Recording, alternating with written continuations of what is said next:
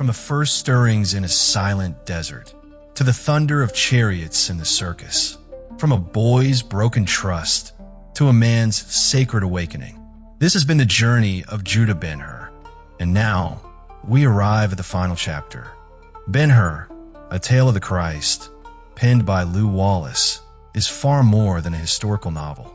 It is a spiritual odyssey, one born of the author's own inner search for truth, faith, and meaning.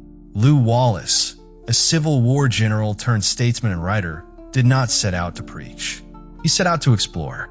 What emerged was a story so profound, so enduring, that it became one of the best-selling novels of the 19th century.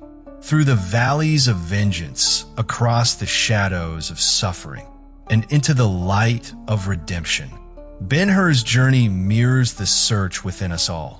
As you listen now to this final book, know that every chapter, every breath has led to this sacred moment. If you've traveled with us since the beginning, from the boyhood of Judah to the arrival of the Magi, to the clash with Rome and the pain of betrayal, then this is your reward.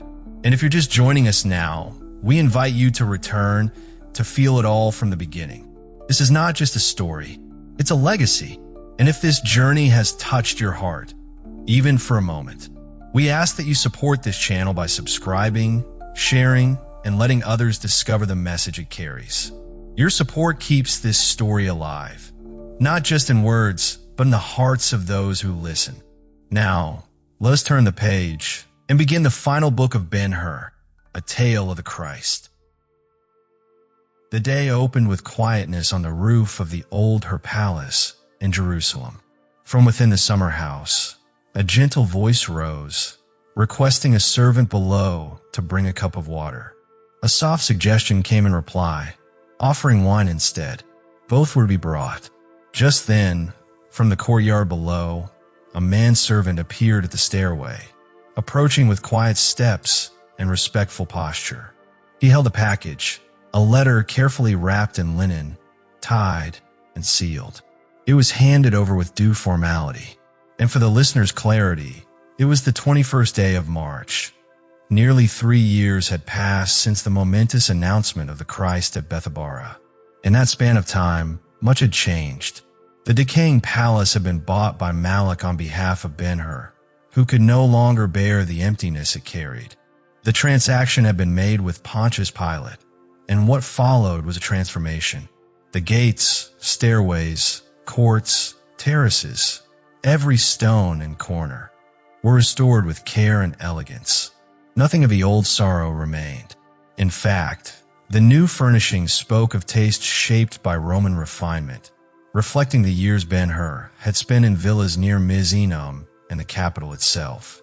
Yet, this renewal had remained quiet. Ben-Hur had not claimed ownership publicly, nor had he resumed his name.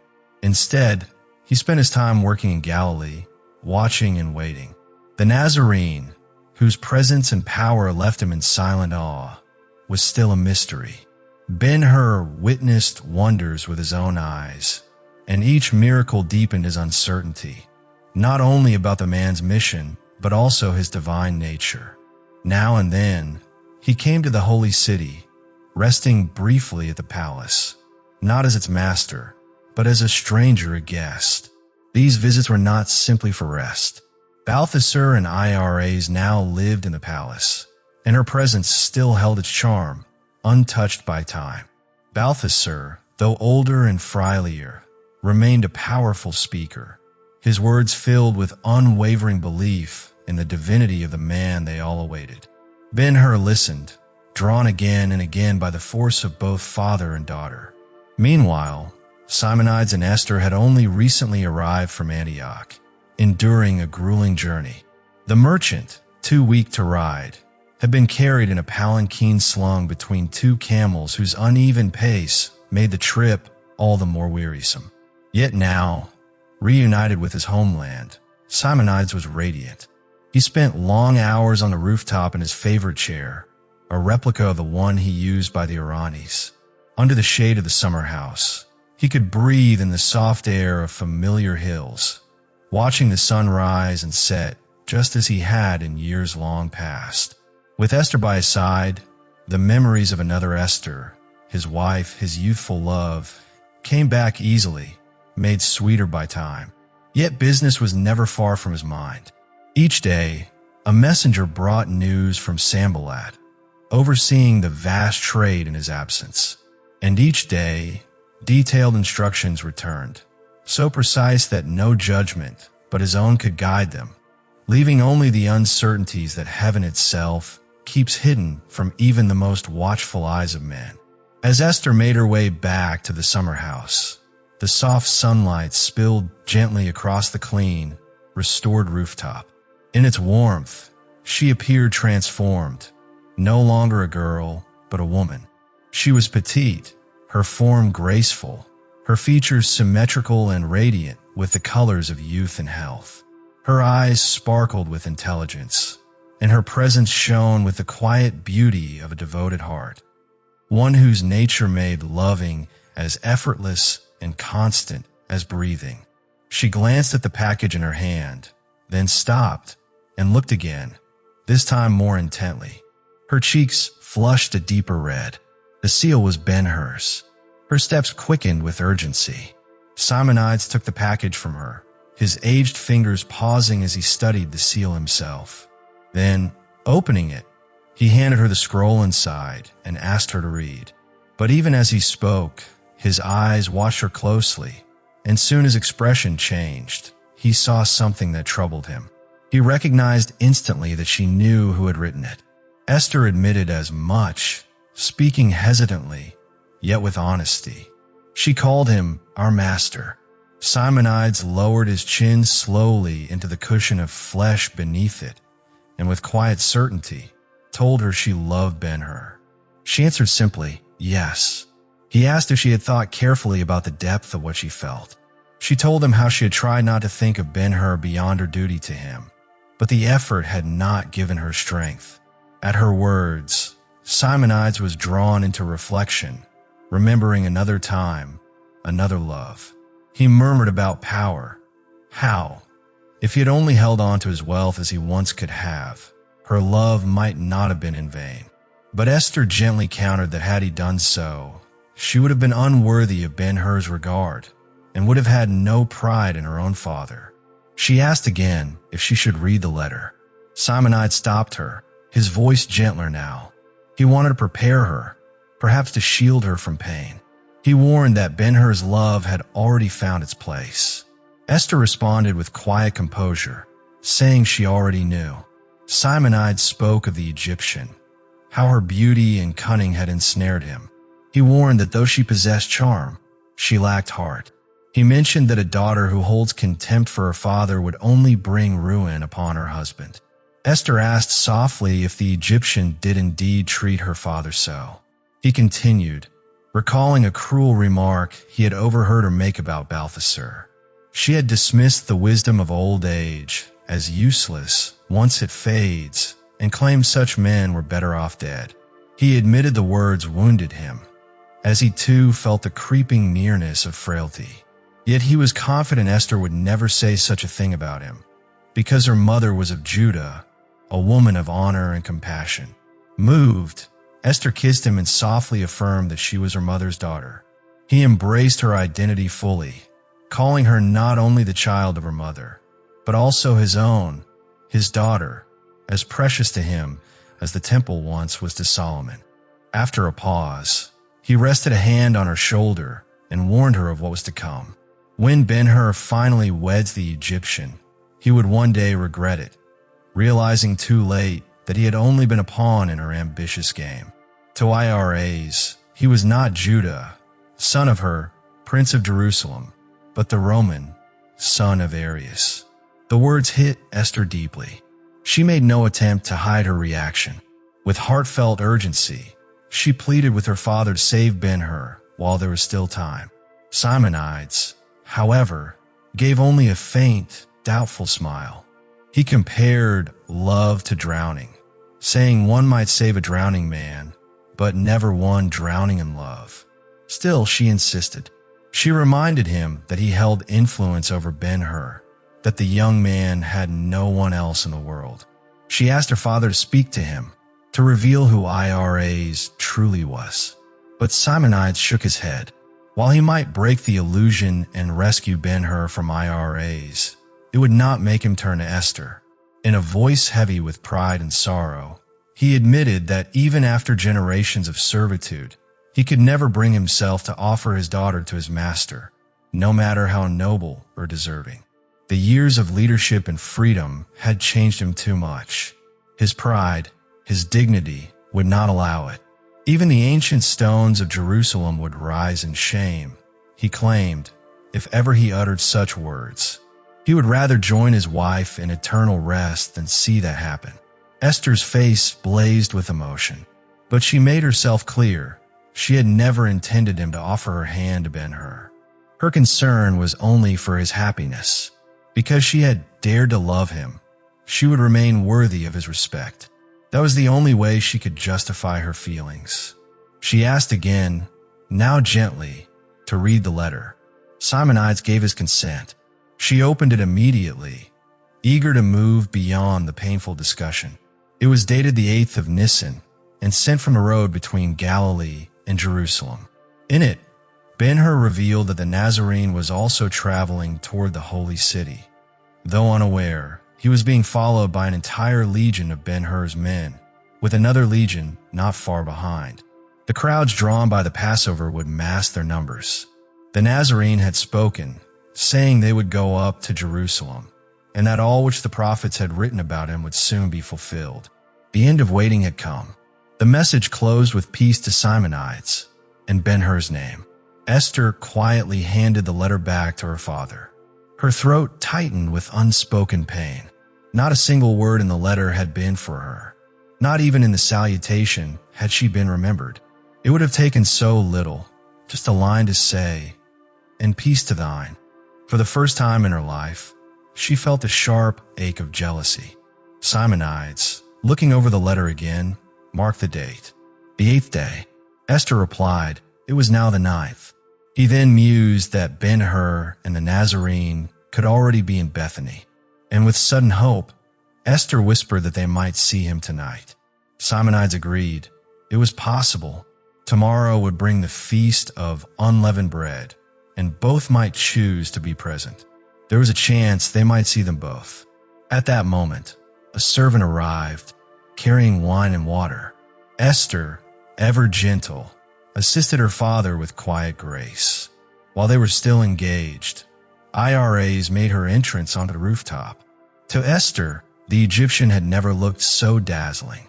Her light, flowing garments danced in the breeze like a wisp of mist, and her forehead, neck, and arms sparkled under the weight of heavy ornaments that reflected her people's love for grandeur. Her face glowed with joy. She moved confidently, conscious of her presence, but without any sign of pretense. Seeing her, Esther instinctively shrank back, drawing closer to her father as if for protection. IRAs greeted them with refined charm, offering Simonides and Esther her well wishes. With a smooth mixture of admiration and jest, she likened Simonides to Persian priests climbing their temples at sunset to offer prayers to the fading sun, and even offered to call her father, a man trained in the wisdom of the Magians, should Simonides desire help in matters of worship. Simonides, with dignified courtesy, acknowledged her words. He gently reminded her that Balthasar's true greatness lay not in his Persian knowledge, but in something far deeper. His tone grew firmer as he explained that true wisdom always seeks the divine, and that no one he knew possessed such spiritual insight more than Balthasar, who lived by it in both word and deed. With that, he brought the conversation to a close by lifting his cup and drinking. Slightly irritated, IRAs turned toward Esther, implying that men of vast wealth and fleets at sea could never understand what entertained simpler souls like them. She invited Esther to speak in private and led her to the parapet, the very place where, long ago, Ben-Hur had dropped the tile upon Gratus's head. There, IRAs began a casual conversation, asking if Esther had ever traveled to Rome. Esther replied she hadn't, nor did she wish to. IRAs reacted with theatrical sympathy, lamenting how little Esther had experienced of life. Her exaggerated sigh gave way to a burst of laughter, mocking Esther's innocence, as though she were no wiser than the fledglings nesting in ancient statues. Sensing Esther's discomfort, IRAs suddenly shifted her tone to one of intimacy and claimed she had something to confess, something she wouldn't reveal even to Simbel himself, even if he offered a cup filled with the essence of the Nile. Laughing again, she delivered her message. The king was coming. Esther looked at her in confusion. IRAs clarified. She meant the Nazarene, the one people had been speaking of so often, the very man Ben-Hur had tirelessly served. Dropping her voice to a near whisper, she added that he would arrive tomorrow, and Ben-Hur would return that very night. Esther tried to stay composed, but her heart betrayed her. Her gaze dropped, and color rushed to her cheeks. IRAs noticed and smiled, a fleeting look of triumph passing across her face. She then produced a scroll from her belt, declaring it as proof of Ben-Hur's promise. Rejoicing, she boasted that a royal house on the Tiber had been pledged to her, and that to be its mistress was. Her words were cut short by the sound of hurried footsteps in the street below. She rushed to the edge to see, then drew back in glee. It was Ben-Hur himself. Her hands lifted in excitement as she proclaimed the moment a divine omen. Embracing Esther with sudden warmth, she asked for a kiss. Esther looked up, her cheeks glowing with emotion, but this time not shyness. Her eyes lit with something closer to anger. Her quiet spirit pushed beyond gentleness. It wasn't enough that she had to surrender any hope of more than fleeting dreams of Ben-Hur. Now, a rival flaunted his affections and the promises he had made. IRAs held a letter. Esther had nothing but silence. She asked calmly if it was Ben-Hur that IRAs loved, or if it was Rome she desired more. The Egyptian drew back, then leaned in with deliberate sharpness and asked what Ben-Hur meant to her. Esther began to respond, "He is my," but something within her froze the words. Pale and trembling, she gathered herself and answered instead, "He is my father's friend." She cannot speak of her servitude. IRAs responded with a dismissive laugh. If that was all, then Esther could keep her kisses. The Egyptian declared she had learned something better awaited her in Judea, and with a proud glance over her shoulder, she left, wishing peace as she descended the stairs. Left alone, Esther covered her face. Tears poured through her fingers, tears not just of sorrow, but of humiliation and burning grief. And then, as if to deepen her pain, her father's old words returned to her with fresh sting. "Thy love might not have been vainly given had I kept fast hold of all I had, as I might have done." The stars emerged in the night sky, glowing faintly above the city and the dark outlines of the surrounding mountains. Only then did Esther gather herself enough to return to the summer house. She quietly resumed her place at her father's side, silent and obedient. It seemed her youth, perhaps even her life, would be given to that service. And though her heart still ached, the storm had passed, and she went back to that duty not unwillingly. Roughly an hour after the encounter on the rooftop, Balthasar and Simonides gathered in the grand chamber of the palace, Esther quietly attending her father. As they spoke, Ben-Hur entered with IRAs beside him. He stepped forward first, offering greetings to Balthasar, who responded with warmth. But as he turned toward Simonides, his gaze fell upon Esther, and he hesitated. Her presence stirred memories long buried. Though ambition had grown within him, fueled by dreams, national struggles, and the captivating presence of IRAs, there had once been another path, one rooted in duty and love. In that brief moment of seeing Esther again, now matured and radiant, echoes of that former self came rushing back. His thoughts tangled with regret, but he regained his composure, expressing peace and blessings to both Esther and Simonides. The merchant welcomed him sincerely, offering a seat and inviting him to share about his travels and the man called the Nazarene. Esther, quietly efficient, brought a stool for him and received his grateful thanks. Once seated, and after a few exchanges, Ben-Hur focused his words. He told them he had come to speak of the Nazarene, and immediately the room turned attentive. He described how he had closely followed the man for days, observing him under every circumstance that could reveal character. Though unmistakably human, there was something far beyond ordinary in him. Just as Ben-Hur began to elaborate, Umrah entered the room. The joy that lit her face outshone all signs of age. She dropped to her knees, embracing him with trembling hands, kissing them repeatedly. He brushed her hair from her cheeks and kissed her in return, asking if she had any word of his family. Her sobs spoke louder than anything else.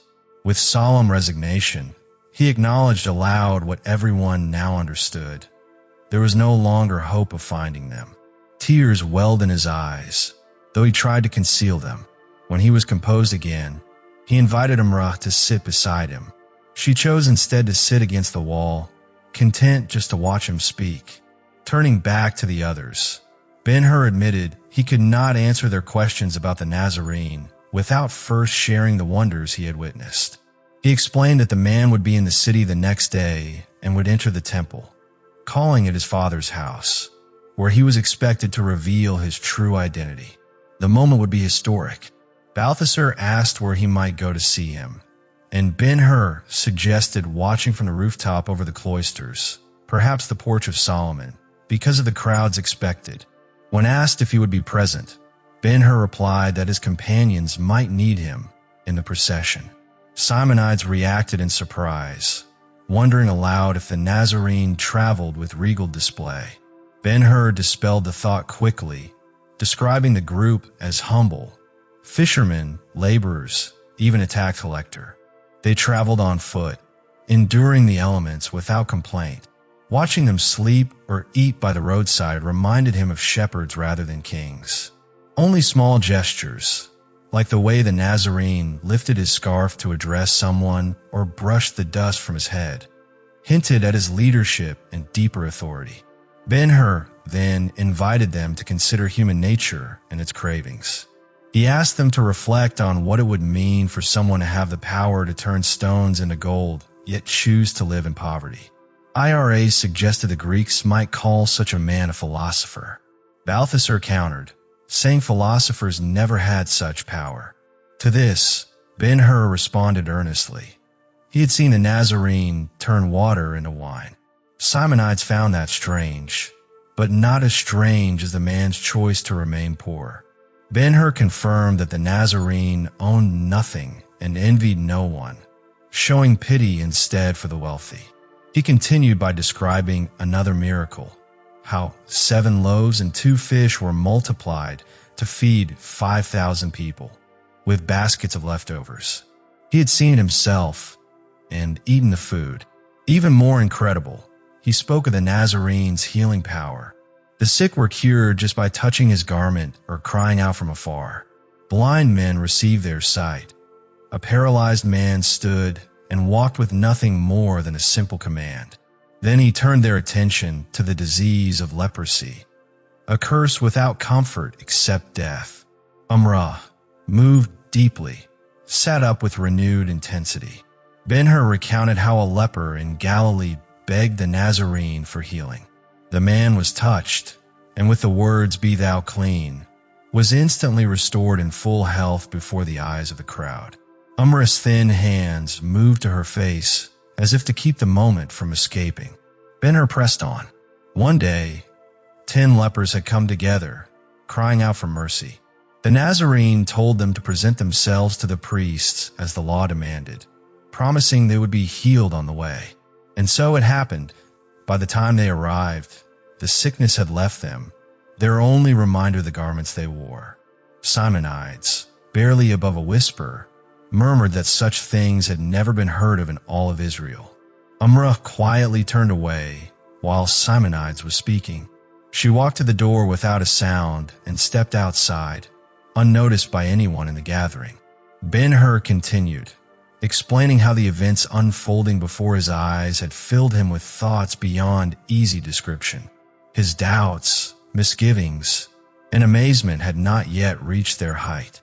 The people of Galilee, known for their impetuous and restless nature, had grown impatient after years of waiting. The swords in their hands burned with desire for action. They had urged him to force the Nazarene to declare himself as king.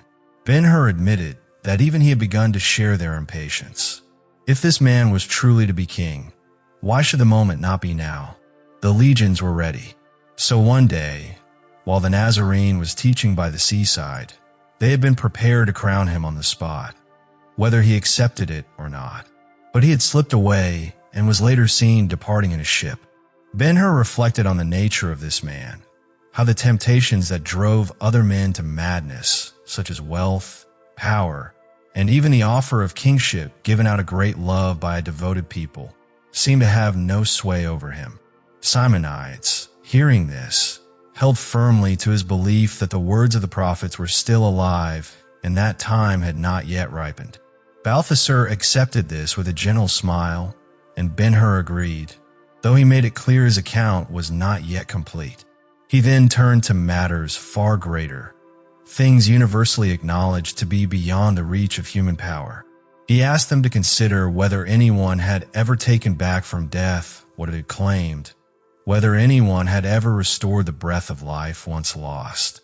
Only God could do such things. Balthasar responded with reverence. Ben-Hur described what he had seen. At Nain, as they approached the city gate, a funeral procession passed by carrying the body of a young man. Among the mourners was a grieving mother. The Nazarene's expression softened with compassion. He spoke to her, then approached and touched the bier. With a voice calm, yet commanding, he addressed the lifeless figure and called him to rise. At once, the young man sat up and began to speak. Ben-Hur told them of an even greater act he had witnessed on his way to Jerusalem. In Bethany, a man named Lazarus had died and been buried. 4 days later, the Nazarene stood before his sealed tomb. The stone was rolled away, revealing the bound and decaying body inside. Before a crowd of witnesses, the Nazarene called out in a loud voice for Lazarus to come forth. In answer, the man emerged from the tomb, still wrapped in his burial clothes.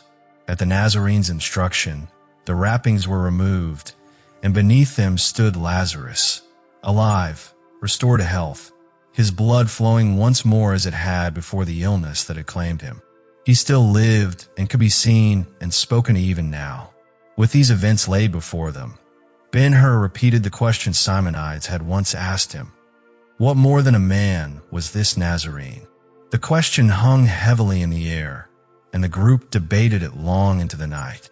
Simonides clung to his interpretation of the prophets, while Ben-Hur insisted that both Simonides and Balthasar were correct, that the Nazarene was both the Redeemer and the destined king. At last, Ben-Hur bid them peace and took his leave, intending to return to Bethany the next day. At the first light of morning, when the sheep's gate opened, Umrah was the first to step out, carrying a basket on her arm. The gatekeepers, long accustomed to her punctual presence, asked no questions. They knew her as a faithful servant to someone beyond the city, and that was reason enough to let her pass. She made her way down the eastern valley, where the dark green slope of Olivet was dotted with white tents recently pitched by visitors for the feast. It was too early for strangers to be stirring, yet even had they been about, none would have stopped her. She passed Gethsemane, then the tombs at the junction of the Bethany roads, and moved beyond the sepulchral village of Siloam. At times, her frail body faltered, and once she sat briefly to catch her breath, but rising again, she pressed forward with renewed urgency. The rocks that towered over her path might have heard her muttering under her breath. They might have noticed how often she looked toward the mount, as if chiding the dawn for arriving too soon. And had they been able to share their thoughts, perhaps they would have remarked to one another that she seemed in great haste, as though the mouths waiting for her were in desperate need. When the king's garden came into sight, her steps slowed. From there, she could see the grim city of the lepers stretched across the scarred southern hill of Hinnom. She was on her way to her mistress, the same woman whose tomb stood above the well of En-Rogel. So early in the day, the afflicted woman was already outside, while Tirzah still slept within. The disease had advanced with terrible swiftness over the past 3 years. Out of modesty and the refined instincts of her nature, she kept herself entirely covered, revealing her face only when absolutely necessary. Even to Tirzah. This morning, knowing no one was near to witness her condition, she sat bareheaded in the faint light, allowing the air to touch her ravaged skin. Her hair, once dark and soft, was now snow white and coarse, spilling like strands of silver wire over her shoulders.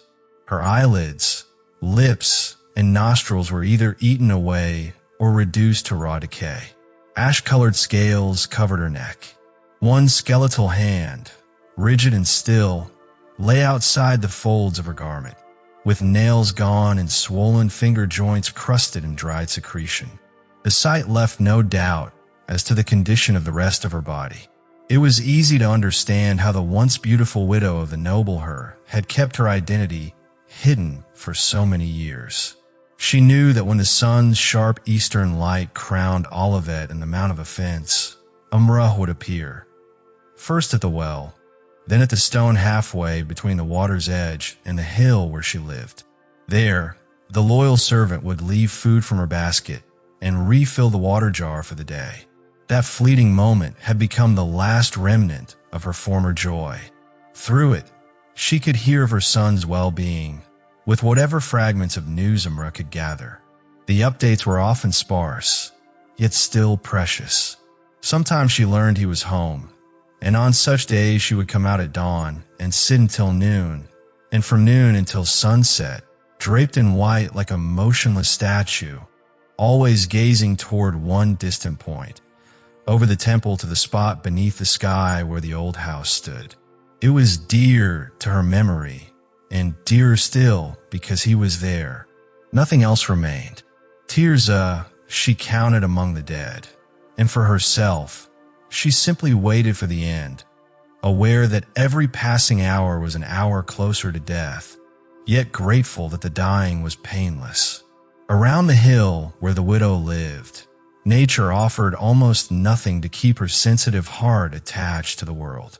Animals avoided the place, as if aware of its sorrowful history and present misery. Birds never lingered there. Every plant died in its first season, and the winds tore at shrubs and daring blades of grass, leaving only those that even drought could not kill. Wherever she looked, her eyes fell upon tombs, above, below, and across from her own, each freshly whitened as a grim warning to visiting pilgrims. Even the sky, so fair and inviting, brought her no comfort, for the sun, in making all else beautiful, revealed the full horror of her appearance.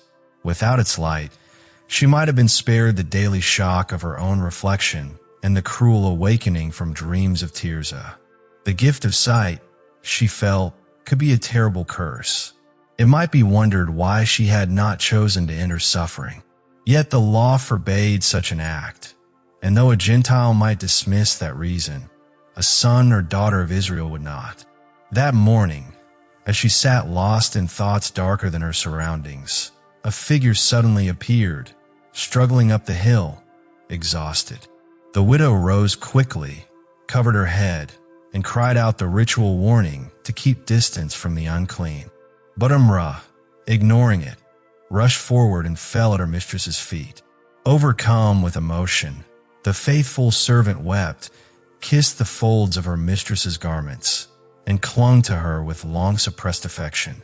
At first the widow tried to push her away, then, realizing it was useless, stood still until the outburst subsided. She feared Umrah had acted recklessly and doomed herself under the law, and her heart was gripped by the thought that none of them could return to Jerusalem, that they might all be left without food or help. Her fears were interrupted when Tirzah emerged from the tomb, awakened by the commotion. The sight she presented was heartbreaking. Her body covered in scales, her skin discolored and scarred, her eyes nearly blind, and her limbs grotesquely swollen. Yet Umrah, undeterred, spoke with urgency. She had not come in disobedience, she insisted, but with news of hope. There was, she said, a man with the power to heal, one who could restore the sick with a word and even raise the dead. She had come to lead them to him, for he would pass by that very morning on his way to the city.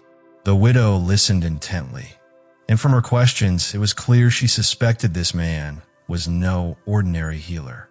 Umrah told her that Judah himself had traveled with him, had witnessed lepers cleansed. First one man, then 10, all made whole. The widow's hand trembled as she weighed the words. Faith rose in her heart, mingling with the ancient promises she had long cherished. She remembered the rumors from years past, that the Messiah had been born, and now she was certain this was he. Deciding quickly, she told them to bring water and set the food before them, so they might eat and set out without delay. The morning meal, taken in a state of excitement, was quickly finished, and the three women began their unusual journey. Tirzah, encouraged by the confidence of the others, had only one lingering worry. Umrah explained that Bethany was the place from which the man they sought was coming. From there to Jerusalem, 3 different paths could be taken, one over the first summit of Olivet, another along its base, and a third between the second summit and the Mount of Offense.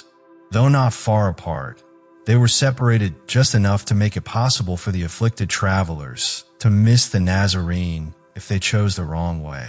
A few questions confirmed to the mother that Umrah knew little about the land beyond the Cedron, and even less about the intentions of the one they hoped to meet.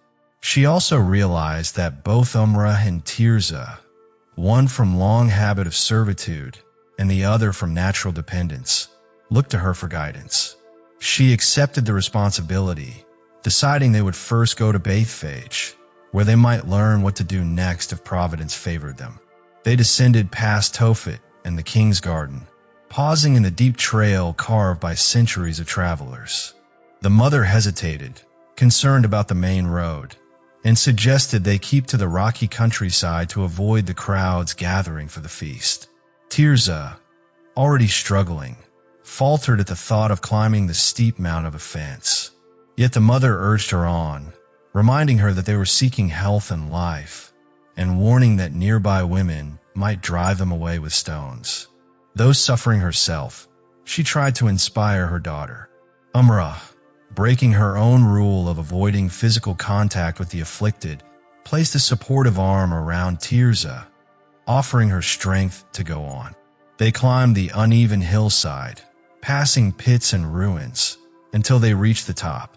There, the mother was lifted by the sight of Jerusalem, the temple gleaming with golden plates on the gate beautiful, Zion, and the towering walls, rekindling her desire for life.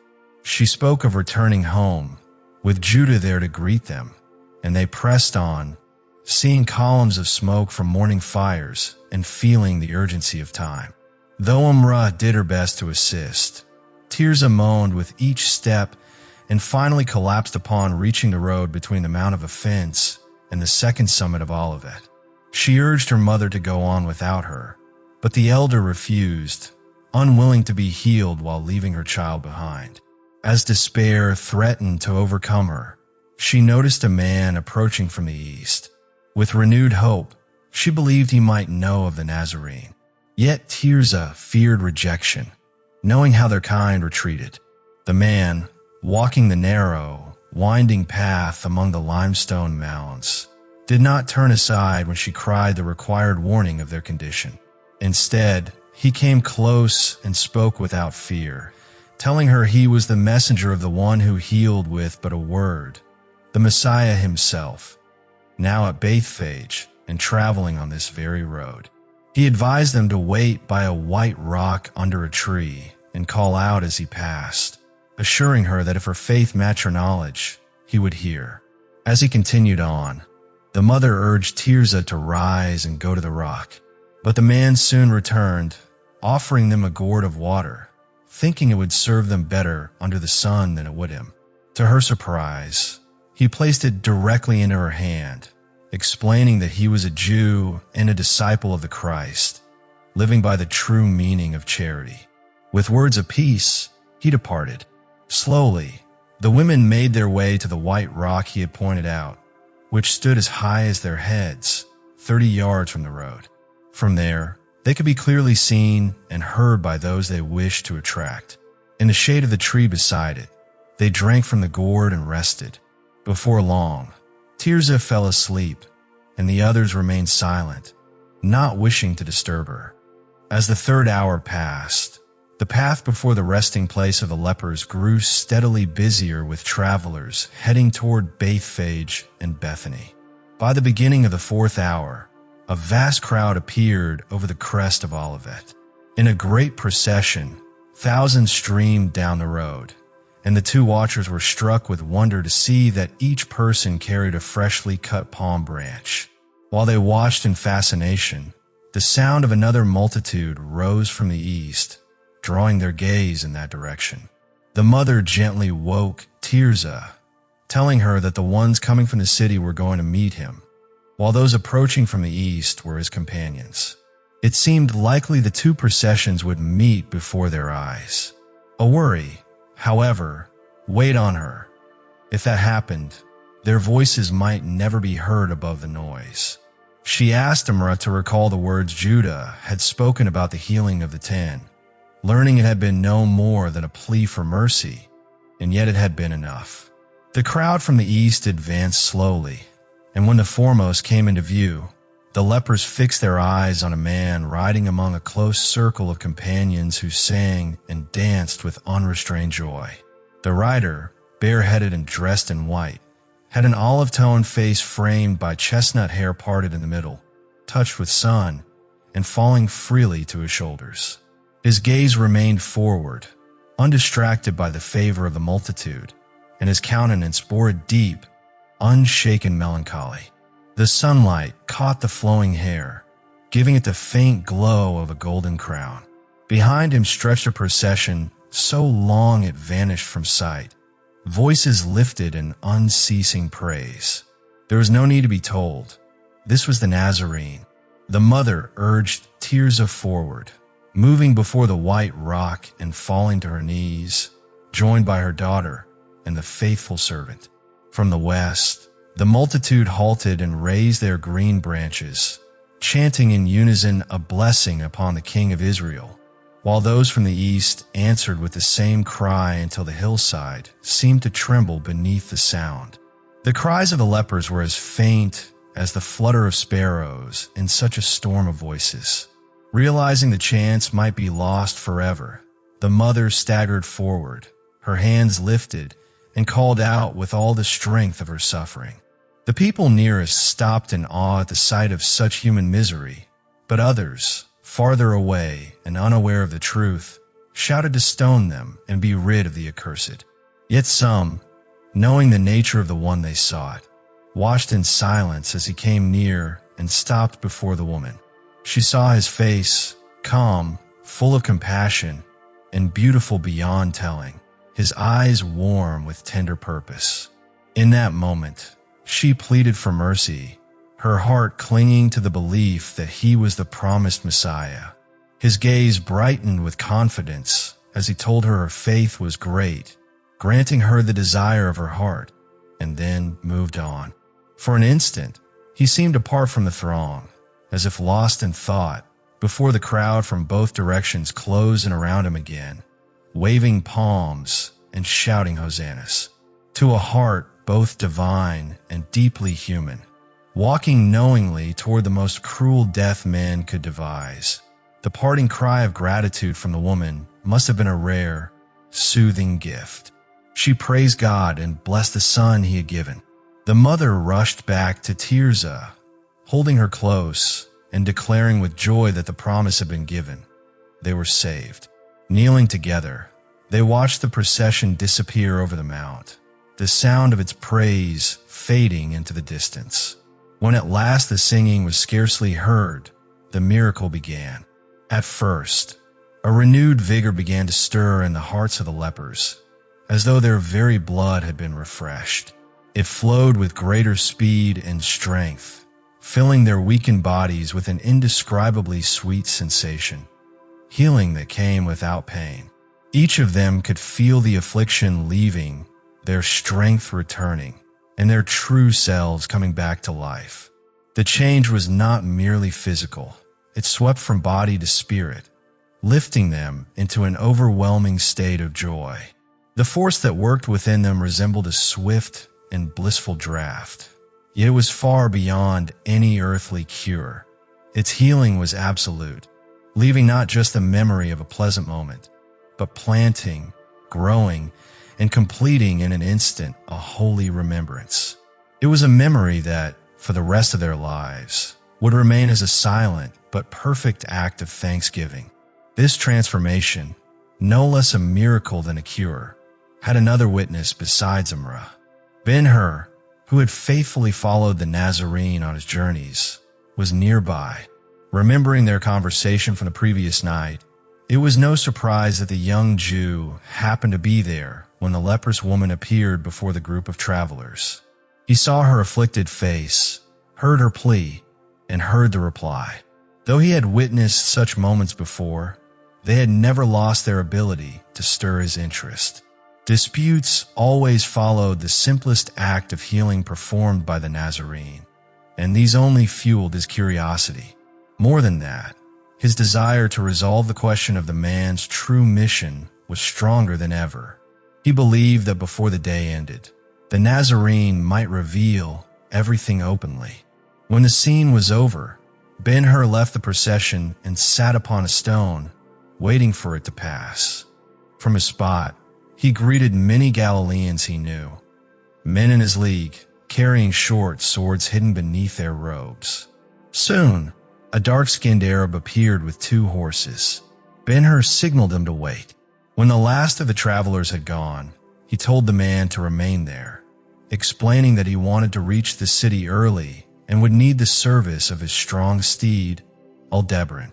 After stroking the animal's broad forehead, he crossed the road toward 2 women.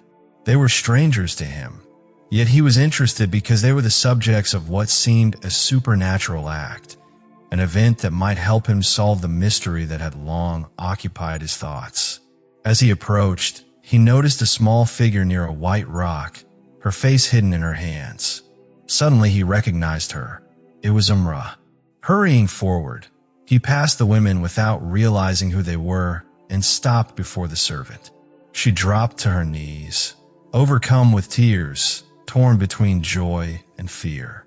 Her heart was so closely bound to the women that she could feel their transformation without being told, sharing in every moment of their joy. Ben-Hur quickly sensed that her presence was somehow tied to the 2 women he had just passed. He turned toward them and froze. The woman who had stood before the Nazarene was now radiant, her hands clasped, tears streaming down her face as she looked toward the sky. The sight shook him to his core. She was almost identical to his mother, as she had been on the day the Romans took her from him. The only difference was a trace of gray in her hair, a change that could be explained by the passing of years. And the one beside her could only be Tirzah, more mature, yet as beautiful and flawless as the day they last stood together. He had long mourned them as dead, and though time had dulled the pain, it had not erased it. Now they stood before him, living and whole. His heart overflowed, and he ran to them. They moved to meet him, but his mother suddenly stopped, holding up a warning. Fear, not habit, stopping her. Though healed, she worried the garments might still carry the taint of disease. But he thought nothing of that. They had answered his call. Nothing could keep him from them. The 3 embraced, tears flowing freely. When the first wave of joy passed, his mother urged them to begin their new life with gratitude to the one to whom they owed everything. They knelt together, Amra included, and prayed.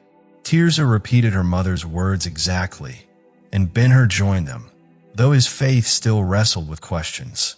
His mother's certainty was unshaken. She declared the healer to be the Messiah, pointing to his works as proof that his power came from God. Ben-Hur struggled to set aside his own long-held expectations, still trying to measure the Nazarene by his own ambitions rather than the other way around. But the moment turned to practical concerns. His mother asked where they would go now, seeing their complete restoration, their skin as pure as a child's. He took off his cloak and placed it around Tirzah, protecting her from curious eyes. The gesture revealed the sword at his side, which prompted his mother to question whether war had come. He explained that he carried it in case the Nazarene needed protection, for not all his enemies were Romans. Some opposed him because he treated Gentiles with the same compassion as Jews, preaching a new order. They moved to the shade of a tree, and Ben-Hur explained that the law required them to follow certain steps after their healing. Calling the Arab, he instructed him to take the horses to the city gate and wait. The group then walked toward the Mount of Offense. The return was swift and easy, so unlike the journey before. They reached a newly made tomb near Absalom's, overlooking the valley of the Cedron. Finding it empty, the women took shelter there while Ben-Hur hurried ahead to prepare for the new life that awaited them. Ben-Hur pitched 2 tents on the upper Cedron, just east of the tombs of the kings. He furnished them with every comfort he could command and quickly brought his mother and sister there, to remain until the examining priest could certify their complete cleansing. In carrying out this duty, the young man had incurred such ceremonial defilement that he was barred from participating in the great feast now so near at hand. He could not enter even the least sacred of the temple courts. Out of necessity, as much as choice, he remained at the tents with his beloved family. There was much for him to hear from them, and much for him to tell. Their story, years of sorrow, of bodily suffering, and even sharper pains of the mind, unfolded slowly. Incidents came scattered, without clear order, but he listened with patient composure that hid an inner storm. His hatred for Rome swelled higher than ever. His thirst for vengeance deepened into something almost unquenchable. Temptations came, thoughts of insurrection in Galilee, even of seizing the imperial treasures that moved along the sea routes he once dreaded. But the steadier judgment, formed in calmer hours, held firm. No lasting victory could come except through a war uniting all Israel. And every thought, every hope, led him back to one figure, the Nazarene. At moments, his mind imagined the man speaking to the nation, a declaration as king, calling Israel to rise and claim the world. The mere vision of such words stirred him, painting scenes of armies gathering at the sound. Yet, in his eagerness, he forgot that the man might have a purpose beyond the human, that the divine in him might transcend earthly ambition. In the miracle witnessed by his mother and sister, Ben-Hur saw power enough to crown a Jewish king, remake society, and unite mankind in peace, a mission worthy of the Son of God. Meanwhile, the Cedron Valley and the roads toward the Damascus Gate filled with shelters for pilgrims to the Passover. Ben-Hur visited them often, astonished by their numbers and the distant lands they represented: Mediterranean cities, Indian river towns, northern provinces of Europe. All had come for the feast. Could it be that the Nazarene was waiting, preparing silently for the perfect moment? This time, millions might respond to a call that once would have drawn only thousands. From time to time, rough men from Galilee came to see him. Through them, he learned of the Nazarene's movements and of his enemies' schemes. Though he knew the man's life was in danger, he could not believe any would dare strike while his fame and popularity stood so high. Above all, Ben-Hur trusted in the miraculous power he had seen, the power over life and death itself. All these events took place between the 21st and 25th of March. On the evening of the last day, impatience drove Ben-Hur to ride into the city, promising to return by night. His horse was fresh and swift. The path wound past garden fences where vines trembled in the fading light. The road lay silent, homes empty, fires extinguished, while the multitude crowded into Jerusalem for the first Passover Eve. The temple courts ran with the blood of lambs, the priests moving in ordered lines, racing against the coming stars. Through the great northern gate he entered, and there lay Jerusalem, before its fall, radiant and magnificent, bathed in light for the Lord. Ben-Hur arrived at the gate of the Khan, the very place from which the 3 wise men had departed more than 30 years earlier to journey toward Bethlehem. He left his horse in the care of his Arab followers and soon stood at the wicket of his father's house. Within moments, he was in the great chamber, first calling for Malak. When Malak was found to be away, Ben-Hur sent a courteous greeting to his friends, the merchant and the Egyptian. He was told they had gone out to witness the celebration. The latter, however, was described as very weak and sunk deep in dejection. In those days, as now, young hearts often cloaked their true feelings in polite indirection. So when Ben-Hur inquired after the good Balthasar, expressing in formal courtesy a wish to see him, it was in truth the daughter to whom he sent word of his arrival. While the servant was answering for the elder, the curtain at the doorway lifted, and the younger Egyptian entered. She seemed almost afloat, draped in the airy, gauzy garments she adored, stepping into the circle of bright light cast by the 7-branched bronze lampstand upon the floor. Light, for her, was no enemy. The servant withdrew, leaving them alone.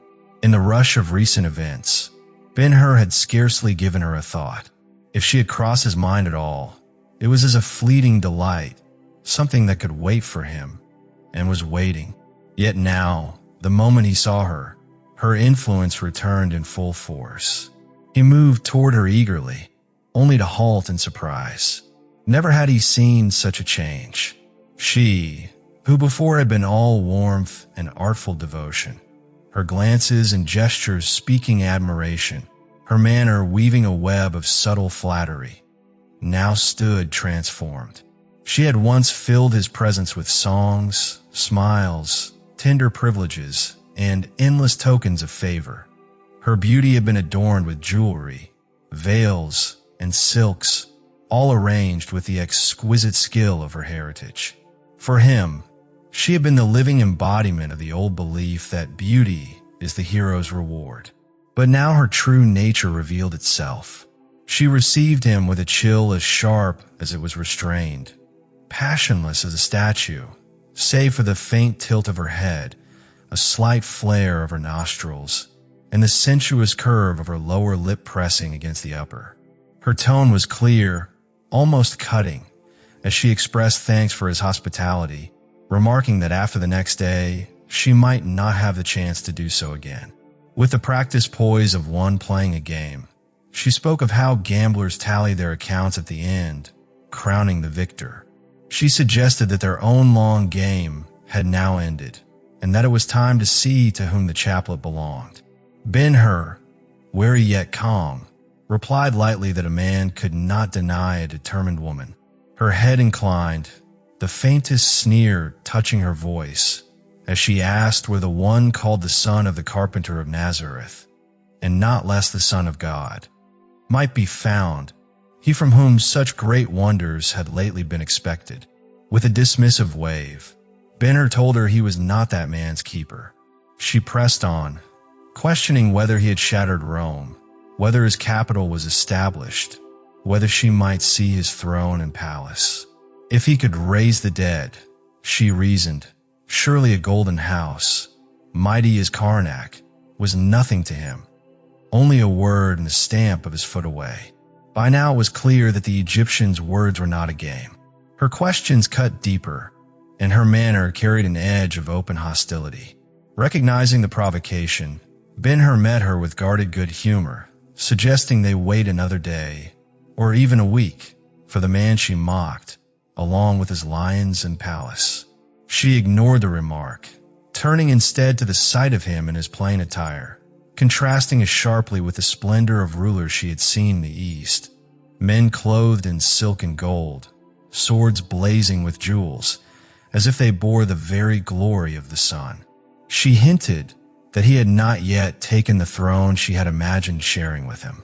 His reply, cool but courteous, was that she was teaching him how beauty could touch a heart without improving it. Playing idly with the jeweled pendant at her throat, she recalled his promise that the Nazarene would proclaim himself King of the Jews upon entering Jerusalem. She described the procession as she had seen it, palms swaying, voices singing, and how she searched for a figure of royal power, a warrior in purple, a chariot of shining brass, a guard of Galilean legions. Instead, she found a man with gentle features, riding the colt of an ass, and in tears. The title of King, Son of God, and Redeemer she dismissed with laughter, remembering her expectation that he would make his claim in the temple.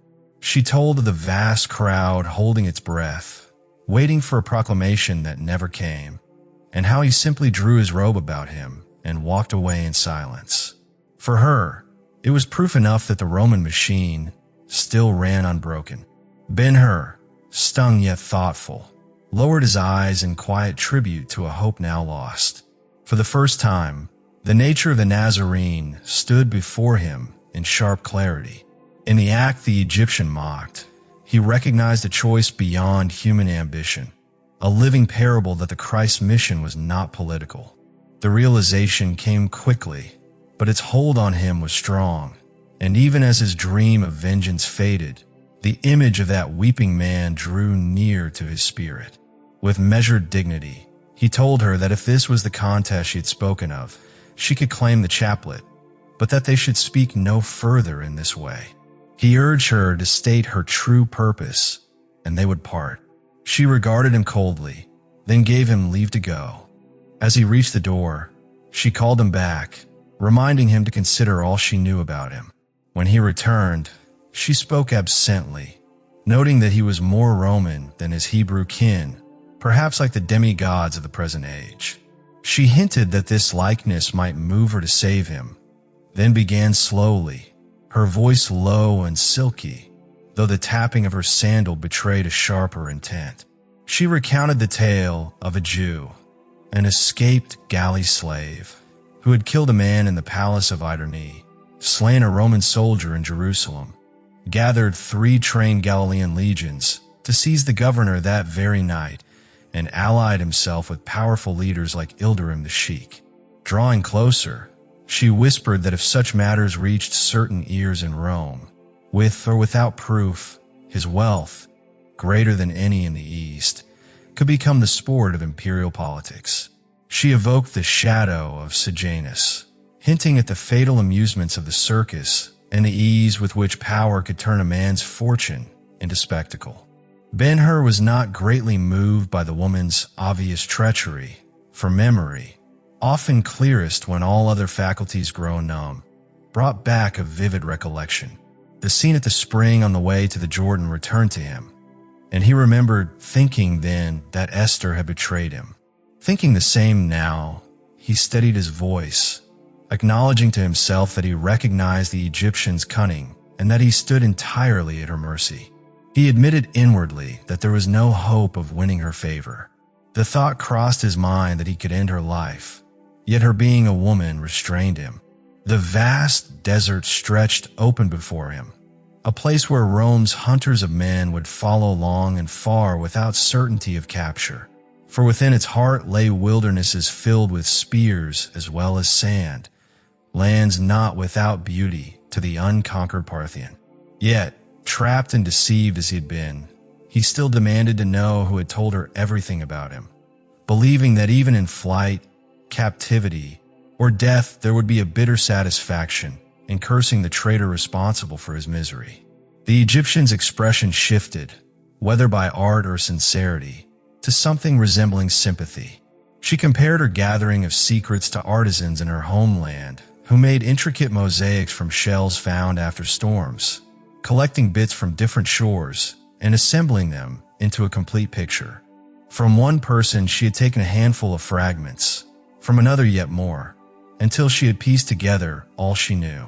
She claimed that among these fragments were words overheard when Sheikh Ilderim spoke with her father in the stillness of the desert night.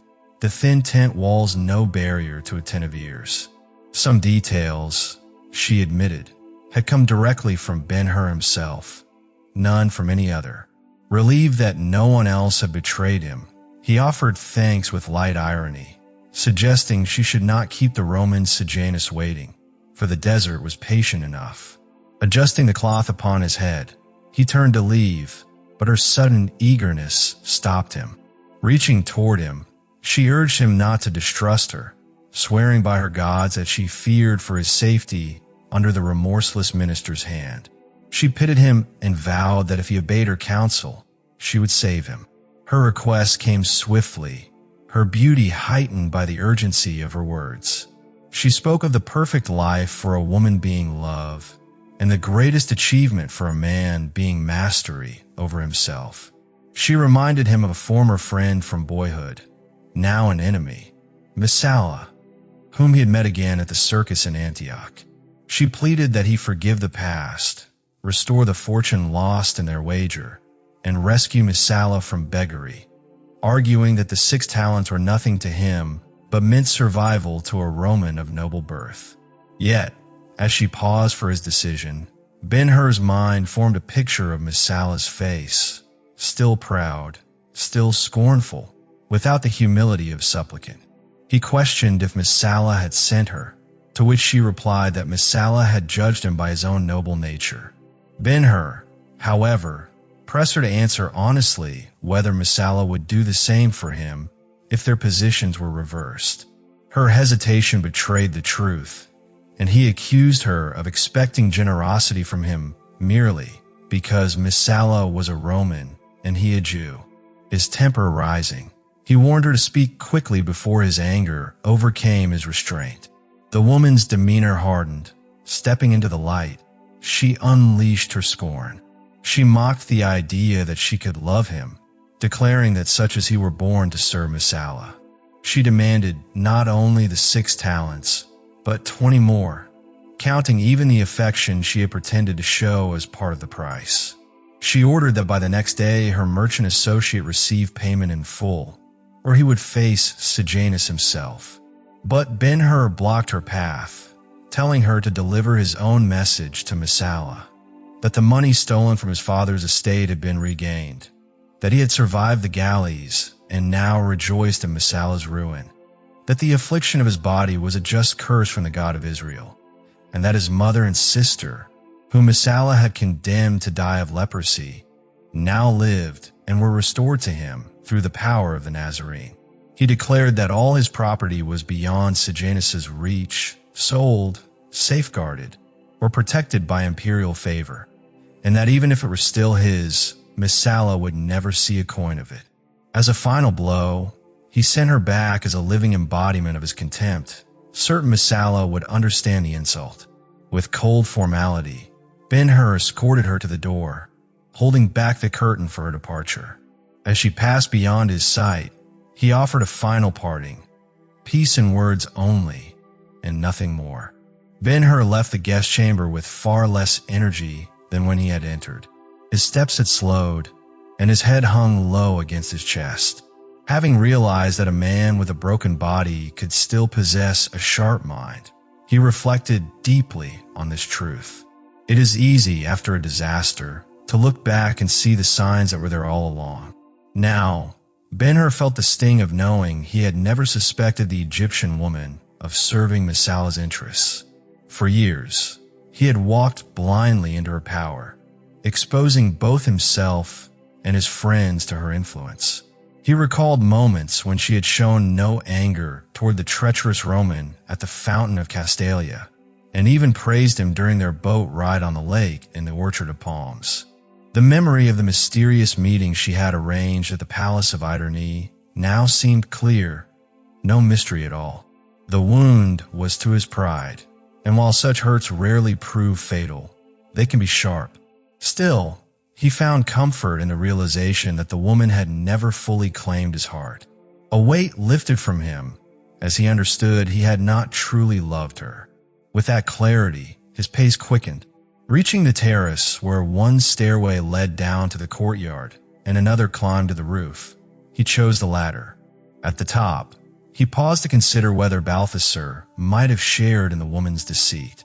He dismissed the thought, believing that such hypocrisy did not suit an aged man like Balthasar, whom he considered truly good. Stepping onto the roof, Ben-Hur saw the full moon above, but its light mingled with a reddish glow from the fires burning throughout the city. The air was filled with the ancient psalmody of Israel, chants and choruses rising in haunting harmony. The countless voices seemed to speak to him, declaring their devotion to God and their readiness to follow a leader like Gideon, David, or Maccabeus. It was then that he saw the man from Nazareth. The gentle, sorrowful face remained in his mind as he crossed the roof toward the parapet overlooking the northern street. There was no sign of battle in that face, only the calm of evening skies that looked down in peace. Ben-Hur wondered again what manner of man this truly was. After a glance over the parapet, he turned toward the summer house, moving with slow determination. He resolved that no matter what happened, he would not forgive the Roman. He would not share his fortune with him, nor would he abandon his native city. Instead, he would call upon Galilee, raise the fight here, and by acts of bravery rally the tribes. If he failed, God would raise another leader, whether the Nazarene or another willing to die for freedom. The summer house was dimly lit, with faint shadows stretching across the floor. The armchair where Simonides usually sat had been moved for a better view toward the marketplace. Ben-Hur assumed the man had returned and thought to speak with him, unless he was asleep. Inside, he found not Simonides, but Esther curled up asleep under her father's lap robe. Stray strands of hair fell across her face, and her breathing was uneven, once breaking into a sigh that ended in a soft sob. Something in her expression told him this was not rest from fatigue, but a pause from sorrow. She had always seemed to him more like a child, and this moment confirmed it. He thought of waking her, but stopped. He reflected that she was a true daughter of Judah, beautiful, honest, devoted to duty, and selfless, so different from the Egyptian, whose beauty was entangled with vanity, ambition, and selfish aims. He wondered not whether he loved her, but whether she loved him. He remembered her friendship from the beginning, her gentle plea in Antioch that he avoid making Rome his enemy, and how she had drawn from him tales of the villa at Misenum. The kiss they had shared that night still lingered in his memory. He imagined how she would rejoice to learn that his people had been restored, how she would welcome them with kindness, and how she would become another daughter to his mother and a sister to Tirzah. Yet, he could not bring himself to speak of the Egyptian's betrayal. Deciding to wait for a better moment, he left the room as quietly as he had entered, carrying with him a renewed sense of patience. The streets were alive with movement. People passed in both directions or gathered in circles around open fires where meat roasted over the flames. Laughter, songs, and the warmth of fellowship filled the night air. The scent of charred flesh mingled with the sweet, resinous smoke of burning cedarwood, creating a heady atmosphere. It was a night when every son of Israel regarded the other as a brother, and generosity flowed without measure. At every step, Ben-Hur was greeted warmly. Groups by the fires called for him to pause and share their food in the love of the Lord. He thanked them with sincerity, yet pressed on, intending to take a horse at the Khan and return to the tents along the Cedron Valley. To reach his destination, he needed to cross the main thoroughfare, only to be confronted with an unusual sight. The celebration was at its height there as well, but something disrupted its rhythm. Torches appeared in the distance, moving like bright streamers in the night air. The singing stopped where the torches passed. Through the haze of smoke and drifting sparks, Ben-Hur caught the unmistakable glint of polished spearheads. Roman soldiers, marching in a Jewish religious procession. The pairing was almost unheard of, and his curiosity drew him to watch. The moon shone brilliantly, adding its silver glow to the torchlight, the street fires, and the radiance spilling from windows and doorways. Yet, as though those sources of light were not enough, some in the procession carried lanterns. The bearers, armed with clubs or sharpened staves, seemed intent on clearing a safe path through the uneven street for certain prominent figures. Elders, priests, and rabbis with stern brows and long beards. Men of influence in the councils of the high priests Caiaphas and Annas. They were not heading toward the temple. Their route from Zion did not lead that way. And if their business was peaceful, why the escort of Roman troops? 3 figures near the front caught Ben-Hur's attention. Lantern bearers took special care to light their way. On the left walked a chief officer of the temple guard. On the right, a priest. Between them was a man leaning heavily on their arms, his head bowed, so low his face was hidden. His posture suggested one under arrest, someone walking toward dread, perhaps torture or death. Whether he was the purpose of the gathering or simply connected to it, he was clearly significant. When the stranger finally raised his head, the lantern light revealed a pale, hollow-eyed face, marked by fear and despair. Recognition came instantly. Ben-Hur had seen this man among the followers of the Nazarene. It was Judas Iscariot. The procession moved steadily onward, down the crowded lanes between the hill of Bezetha and the fortress of Antonia, then past the Bethesda reservoir toward the sheep gate. Passover night had left the gate unguarded. Its doors stood wide. Beyond it lay the dark gorge of the Cedron, with the slopes of Olivet rising in the moonlight, draped in cedar and olive trees. 2 roads met at the gate, one from the northeast, another from Bethany. Without hesitation, the procession descended into the valley. They crossed the bridge at the gorge's base, the planks echoing under the tramping feet and the pounding of clubs. Turning left, they approached an olive grove enclosed by a low stone wall. Ben-Hur knew the place, a quiet orchard with twisted old trees, grass underfoot, and a carved trough once used for pressing oil. Why such a gathering had come here at such an hour was a mystery, but the answer was about to reveal itself. A sudden stir ran through the front of the group. Voices rose. The line faltered. Men stumbled back in alarm. Only the soldiers held their formation. Ben-Hur slipped ahead and reached a gate without a door. There stood a solitary figure, dressed in white, bareheaded, slender, and slightly stooped, with long hair framing a calm, pale face. His hands were folded before him in quiet resignation. It was the Nazarene. Behind him clustered his disciples, visibly anxious. Yet he remained utterly composed. Torchlight painted his hair with a faint red glow, though his expression was unchanged, gentle, patient, and filled with compassion. Across from him, the crowd hesitated, awed and silent, as if a single word from him might scatter them. Ben-Hur's gaze moved from the teacher to the man at the crowd's center, Judas, unmistakable now. In that instant, the truth became clear. The betrayer had led them here, and the armed company, with soldiers and temple guards alike, had come for the betrayed. It is often said that a person cannot know what they will do until the moment of trial arrives. This was precisely the kind of moment Ben-Hur had been preparing for over many years. The man whose safety he had long guarded, whose life had become central to his hopes and plans, was now in real danger. Yet Ben-Hur remained still. Such are the contradictions of human nature.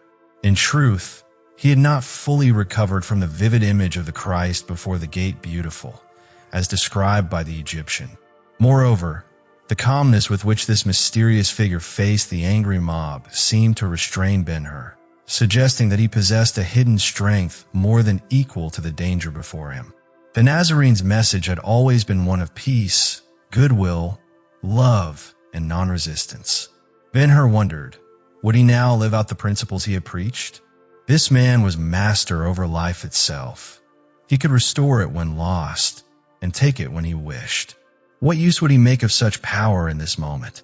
Would he defend himself? And if so, how? Ben-Hur believed that even a word, a breath, or a mere thought from him would be enough to change the scene. He waited in faith for some extraordinary display of force beyond human ability, still measuring the Nazarene by human standards.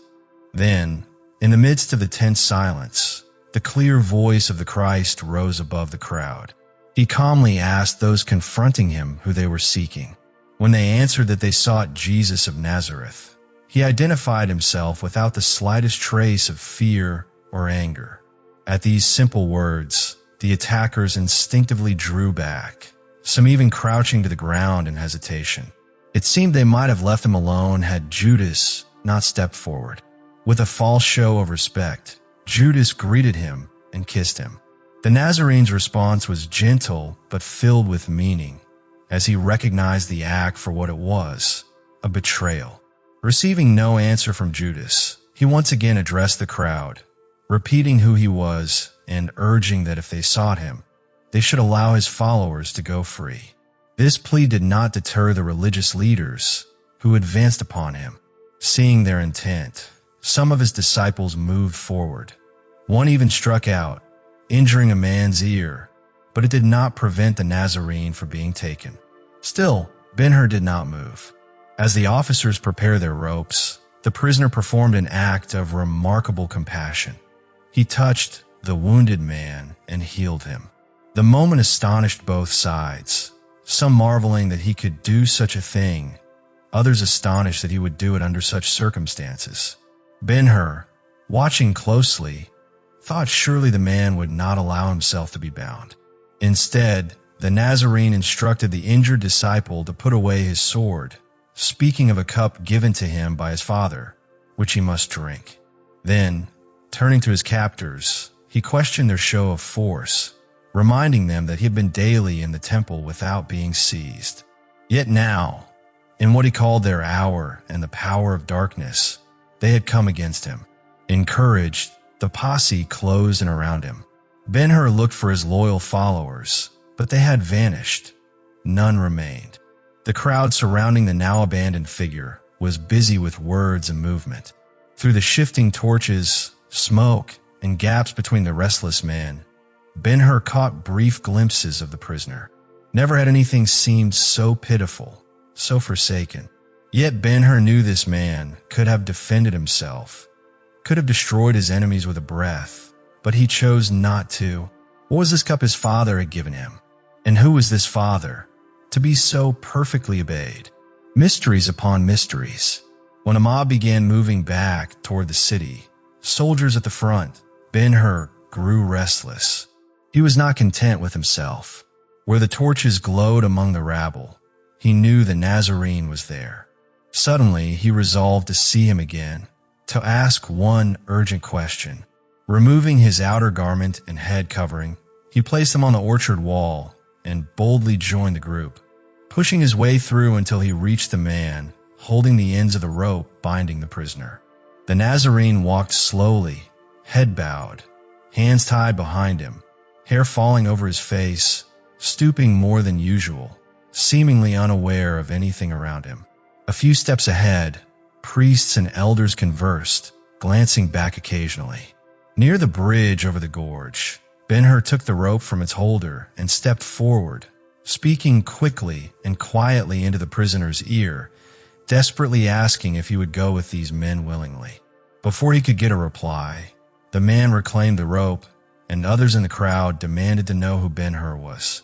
Anxiously, Ben-Hur declared himself a friend and pleaded to know if the prisoner would accept a rescue should he bring it. But the Nazarene gave no sign of recognition, no glance, no word. Only that silent expression which speaks without speaking. It seemed to say, "Leave him alone, abandoned by friends, denied by the world." He had said farewell to mankind. He was going where he did not care to know, and it no longer mattered. A dozen hands seized Ben-Hur, voices shouting that he was one of them and urging to bring him along or kill him. With a sudden surge of strength born of passion, he twisted free, shaking off the grasping hands, and broke through the tightening circle. As he forced his way out, his clothes were torn from his back, and he fled naked into the deeper shadows of the gorge, which sheltered him. Retrieving his garments from the orchard wall, he returned to the city gate, then rode on to the tents of his people near the tombs of the kings.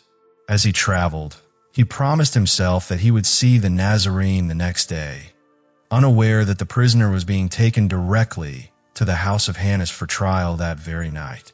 That night, his heart was heavy, keeping him from sleep. He saw clearly now that his hope of a restored Judean kingdom was only a dream. When our grand designs crumble slowly, we have time to recover. But when they collapse all at once, like ships sinking or houses falling in an earthquake, it takes a spirit far stronger than most to endure it calmly. Ben-Hur's was not such a spirit. Through the long, heavy hours, he began to picture a different future, not as a ruler, but as a man with a peaceful home, with Esther as its mistress. Again and again, he saw in his mind the villa at Misenum, walking with her in its gardens, resting in its atrium, under the bright Neapolitan sky, with the sunlit land and blue bay stretching before them. In the plainest terms, he was entering a turning point in life, one that the events of the next day and the Nazarene himself would decide. Early the next morning, about the second hour, two men rode swiftly to the entrance of Ben-Hur's tents. They dismounted and asked to see him. Though he had not yet risen, he gave orders for them to be admitted. They were Galileans, trusted officers of his own. He greeted them with words of peace, but they refused to sit. The elders spoke urgently, warning that the delay would be to let the Nazarene die. The judgment had already been given, and the cross was now set at Golgotha. Ben-Hur could only stare at them for a moment, the word cross catching in his thoughts.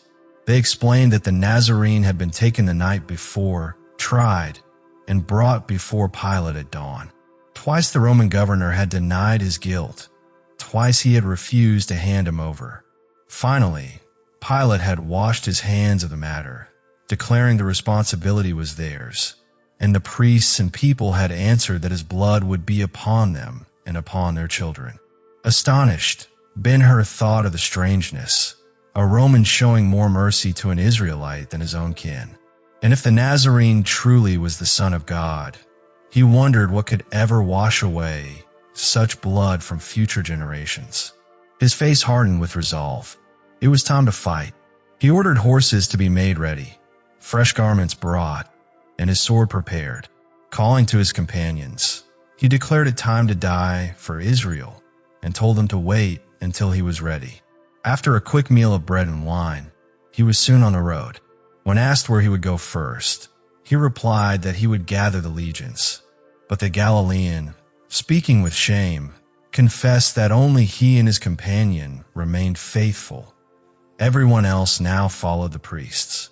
When Ben-Hur questioned their aim, the answer came plainly. They sought to kill the Nazarene. The thought of rescue returned to him, echoing the question he had once put in the prisoner's ear. If rescue were offered, would he accept it? Ben-Hur began to wonder if this death might be unavoidable, part of a divine plan the Nazarene had embraced from the start. Perhaps his own schemes had been nothing but a vain struggle against God's will. The desertion of the Galileans ended all hope of his former plan. With uncertainty heavy upon him, he told his companions they would go to Golgotha. They rode south, through crowds of people moving the same way. All the country north of the city seemed to be in motion. Hearing that the condemned might be met near the great white towers left by Herod, they circled southeast of Acra. But in the valley below the pool of Hezekiah, the press of people was so great they had to dismount and take shelter at the corner of a house. It was like standing on a riverbank watching a flood pass by. In that surging crowd, Ben-Hur saw all the castes, sects, and tribes of the Jewish nation, and all the nationalities of the world represented among them. Jews from every corner of the earth, from Egypt and Libya to the distant Rhine, all distinguishable more by their tongues than by their features. They came on foot, horseback, camels, litters, and chariots, all eager to witness the death of one poor Nazarene between two felons. And with them came thousands who were not Jews, Greeks, Romans, Arabs, Syrians, Africans, and Easterners, so that it seemed the whole world would be present at the crucifixion. The crowd moved with a strange quietness. Only the sound of hoofbeats, wheels, and the low murmur of voices, broken now and then by a sharp call. Yet their faces carried the look of those rushing to see some great calamity. These were likely the strangers in the city for Passover, perhaps with no part in the trial, some possibly even sympathetic to the condemned. From the direction of the towers, a distant shouting grew louder, filling the air and trembling through the street. One of Ben-Hur's companions whispered that they were coming. The crowd halted to listen, then moved again in uneasy silence. The shouting swelled, hoarse and cruel, as the procession approached. Through the throng came the servants of Simonides, carrying their master in his chair, with Esther walking beside him and a covered litter following close behind. Ben-Hur greeted them and suggested they take shelter by the house until the procession passed, after which he would go with them. Simonides, weary, deferred the choice to Balthasar, who lay within the litter, his face pale and drawn. When told the Nazarene would pass within a few feet, the old man's eyes filled with fervent longing to see him once more, calling it a dreadful day for the world. The group waited together in silence, each uncertain of the other's thoughts. The crowd pressed even thicker now, and the shouts drew nearer, sharper above and rougher below. At last, the procession reached them. With bitterness, Ben-Hur noted that what came now was Jerusalem itself, led by an army of boys, screaming mockingly for room to be made for the so-called king of the Jews. Simonides observed the swirling mass of dancers and onlookers, their movements like a cloud of summer insects drifting in the air. His expression was grave, as he reflected on what would become of the city of Solomon when such people came into power. Behind them marched a band of legionaries, fully armed and moving with sturdy indifference, the glint of polished brass casting its own kind of glory in the sunlight. Then appeared the Nazarene. His body was frail and near collapse, each step threatening to bring him to the ground. A torn and stained robe hung loosely over a seamless undergarment, and his bare feet left dark red stains upon the stones. Around his neck hung a board bearing an inscription, while a crown of thorns, pressed cruelly deep, had cut into his head, leaving dried, blackened trails of blood across his pale face and tangled hair. His hands were bound before him. Earlier, he had stumbled under the weight of the crossbeam he was condemned to carry, and now a man from the countryside bore it in his place. For soldiers guarded him against the crowd, though the mob still managed to break through at times, striking him with sticks and spitting upon him. Yet he made no sound, no protest, no cry of pain, and did not lift his gaze until he drew near the house where Ben-Hur and his companions stood. In that moment, his eyes turned toward them, lingering on each face, as though offering a blessing that could not be spoken aloud. Those who saw him carried that look in memory for the rest of their lives. The sight stirred deep emotion. Esther clung to her father, though he, strong in will, trembled. Balthasar fell to the ground without words, and even Ben-Hur cried out in anguish. Simonides, sensing the weight of the moment, thought of how few remained loyal and how much had been lost. His own heart tightened as the hope that had once fueled his efforts seemed to die within him. Two other men followed, each carrying a crossbeam. They were thieves, condemned to die alongside the Nazarene. Next came a high figure crowned with a mitre, dressed in the golden robes of the high priest, surrounded by temple officers. The Sanhedrin followed, along with a long line of priests in plain white garments, their sashes wound in vivid colors. It was Caiaphas, son-in-law of Hannas, moving with the pride of authority. Simonides, watching him, felt a sudden and absolute conviction. In his spirit, he knew that the Nazarene was indeed what the inscription declared, King of the Jews. A mere impostor or criminal would never be met with such a gathering. The people of Jerusalem and Israel, the ephod, the blue robe with its fringe, the purple pomegranates, the golden bells not seen in the streets since the days of Jaddua, all were signs of royalty, and in Simonides' heart rose the desire to follow the condemned man.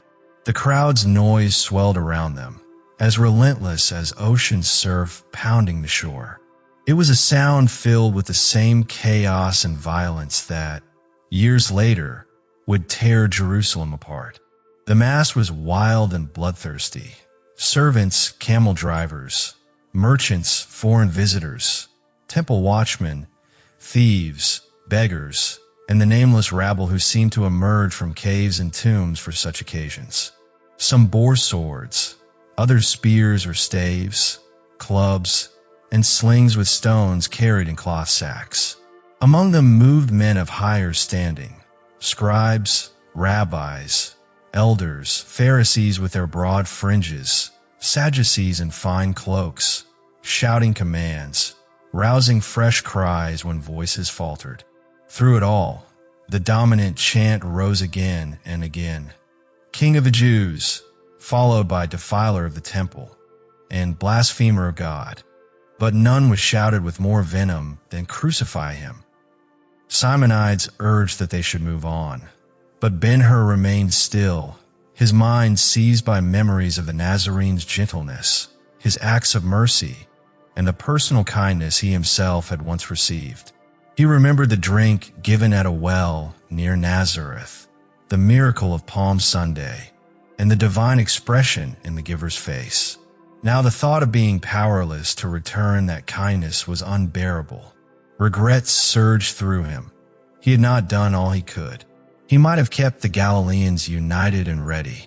This, he felt, was the moment to act, the time to strike a blow that could free the Nazarene and call all Israel to rise. Suddenly, he spotted a group of Galileans and moved swiftly to them.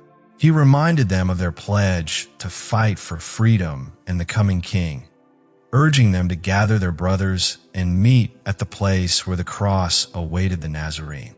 But the men did not move. Respectfully, they told him that it was he who was mistaken. They had seen the Nazarene in Jerusalem and in the temple, and to them, he had refused the role of king. Galilee would not fight for him. Yet, they said, they still held Ben-Hur's swords, and they were ready to use them for freedom, if the call was for liberty alone, not for the Nazarene. The decision before Ben-Hur was immense. One word from him could change the course of events, but in that moment of confusion overcame him, one he would later believe was brought about by the Nazarene himself. For without the death that was coming, there could be no resurrection, and without the resurrection, the faith would be hollow. The power of that truth left him unable to choose. Covering his face with his hand, he trembled under the weight of conflicting desires, his own will to act, and the greater will that held him still. Simonides called again, and this time Ben-Hur followed without speaking. Esther walked beside him. Like the wise men long ago on their journey into the desert, he was being led onward, not by his own plan, but by a path already set before him. When the small party, Balthasar, Simonides, Ben-Hur, Esther, and the two loyal Galileans, arrived at the place of execution, Ben-Hur was at the front, unknowingly leading them. How they had managed to press through the sea of restless people was a mystery to him. He did not know the path they had taken, nor how long the journey had lasted. The entire way, he had walked in a kind of waking trance, unaware of the crowd, blind to the world around him, and without even the faintest idea of a plan. In such a state, even a child could have done no less to prevent the terrible crime that was about to unfold before his eyes. The ways of God are strange to human understanding, and so are the means by which divine intentions are carried out and eventually revealed. When Ben-Hur reached the end of the press and halted, the spell lifted. His senses returned, and his eyes opened to the full reality before him. A low, rounded knoll rose ahead, its dusty surface bare except for a few scrubby tufts of hyssop. Around its base, a wall of human bodies stood shoulder to shoulder, with more people behind them straining to see. Inside this living barrier, a solid ring of Roman soldiers held the crowd in place, their centurion watching sharply. Ben-Hur had been brought directly to this line. Before him lay Golgotha, Calvaria, the skull. Beyond the soldiers, the slopes and surrounding hills were covered entirely by people. Wherever his eyes traveled, there was no earth, no stone, no green, only countless faces. Close by, the bright eyes and flushed skin of those pressed forward. Farther back, the duller shapes of heads without distinct features. Beyond that, a vast living circle fading into the distance. This was the great multitude, perhaps millions, their hearts unified in a fierce attention to what was happening at the summit. Few cared for the two thieves. Almost all had come for the Nazarene, some out of fear, others out of hatred, others still from idle curiosity. Yet he loved them all and was about to die for them. Ben-Hur gave the spectacle of the multitude only a fleeting glance, for the scene on the hill demanded his full attention. Near the crest, towering above the watchers, stood the high priest in his mitre and flowing vestments, proud and commanding. Higher still, on the very top of the mound, was the Nazarene, bent from suffering, yet silent. A reed had been thrust into his hand, mocking the crown of thorns on his head. Waves of sound rolled up at him, shouts, laughter, curses, sometimes blurring together in one cruel roar. Looking upon him, Ben-Hur felt something shift deep within. A new understanding began to take shape, an awareness of a life beyond this one, purer and higher, a life that could give strength to endure both the pains of the body and the wounds of the spirit. The thought came to him that perhaps the Nazarene's true purpose was to guide those who loved him across the threshold into that eternal kingdom. From somewhere in the haze of memory, a voice seemed to speak again. "I am the resurrection and the life." The words echoed within him, repeating until they seemed illuminated with a meaning he had never grasped before. He found himself silently questioning, who was the resurrection and who the life? And it was as if the figure on the hill answered, "I am." Peace filled him, a peace beyond anything he had known, sweeping away doubt and bringing faith, love, and clarity. A sudden noise broke his stillness, the sharp blows of hammers. Soldiers and workmen were preparing the crosses, setting the upright beams in place and fitting the crosspieces. The high priest, watching closely, reminded the centurion that the executions must be completed before sunset, according to the law, so the land would not be defiled. A soldier offered the Nazarene a drink, but he refused it. Another removed the board from his neck and nailed it above the cross. The preparations were done. The pontiff gestured toward the Nazarene, mocking that the Son of God should save himself, and ordering that he be crucified first. The crowd, which had been howling with impatience, suddenly quieted. The most dreadful moment had come. Even the coarsest among them seemed to shudder as the soldiers moved to nail the condemned to the wood.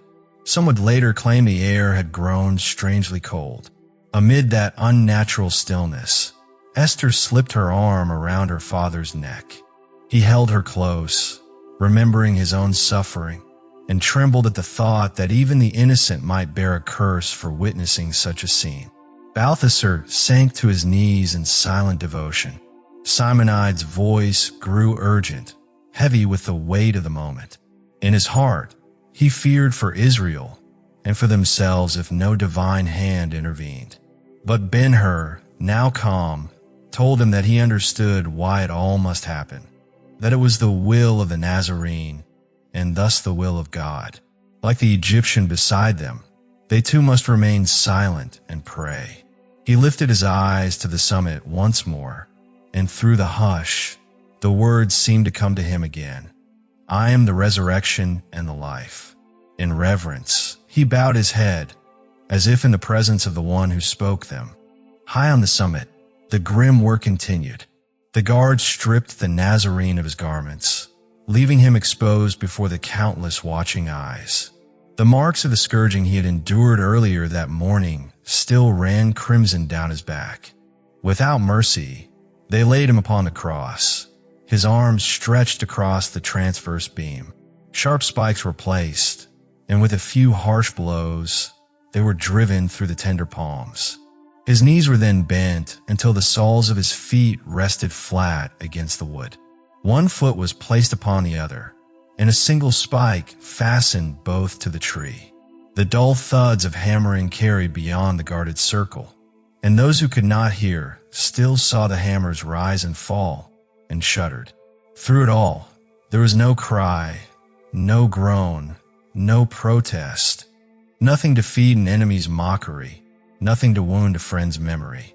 The soldiers determined the direction in which the cross would face, and at the pontiff's command, they turned it toward the temple, so that in death the Nazarene might see the holy place unchanged by his presence. The workmen lifted the cross, burden and all, and set it in a place with a jarring drop, the weight of the body hanging from bleeding hands. Still no cry of pain came, only a plea of divine compassion for those who acted in ignorance. Now, raised above all else and stark against the sky, the cross drew a roar from the crowd. Those who could read the inscription above his head hurried to pass the words along until they echoed back and forth across the mass of people, mixing laughter with mockery, their greeting to the so-called King of Jews. The pontiff, grasping the meaning, protested the title but failed to have it changed. Thus, from the knoll, the dying man looked down upon the city that had cast him out. The sun climbed toward its height.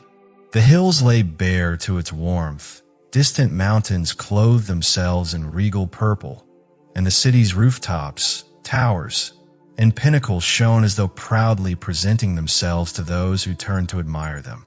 Then, without warning, the light began to fade, a strange dimming, like evening intruding upon noon. It deepened until all noticed it. The noise of shouting weakened as people glanced at one another, then back to the sun, the mountains retreating in shadow, and finally to the darkening hill. Fear crept across faces, silencing many.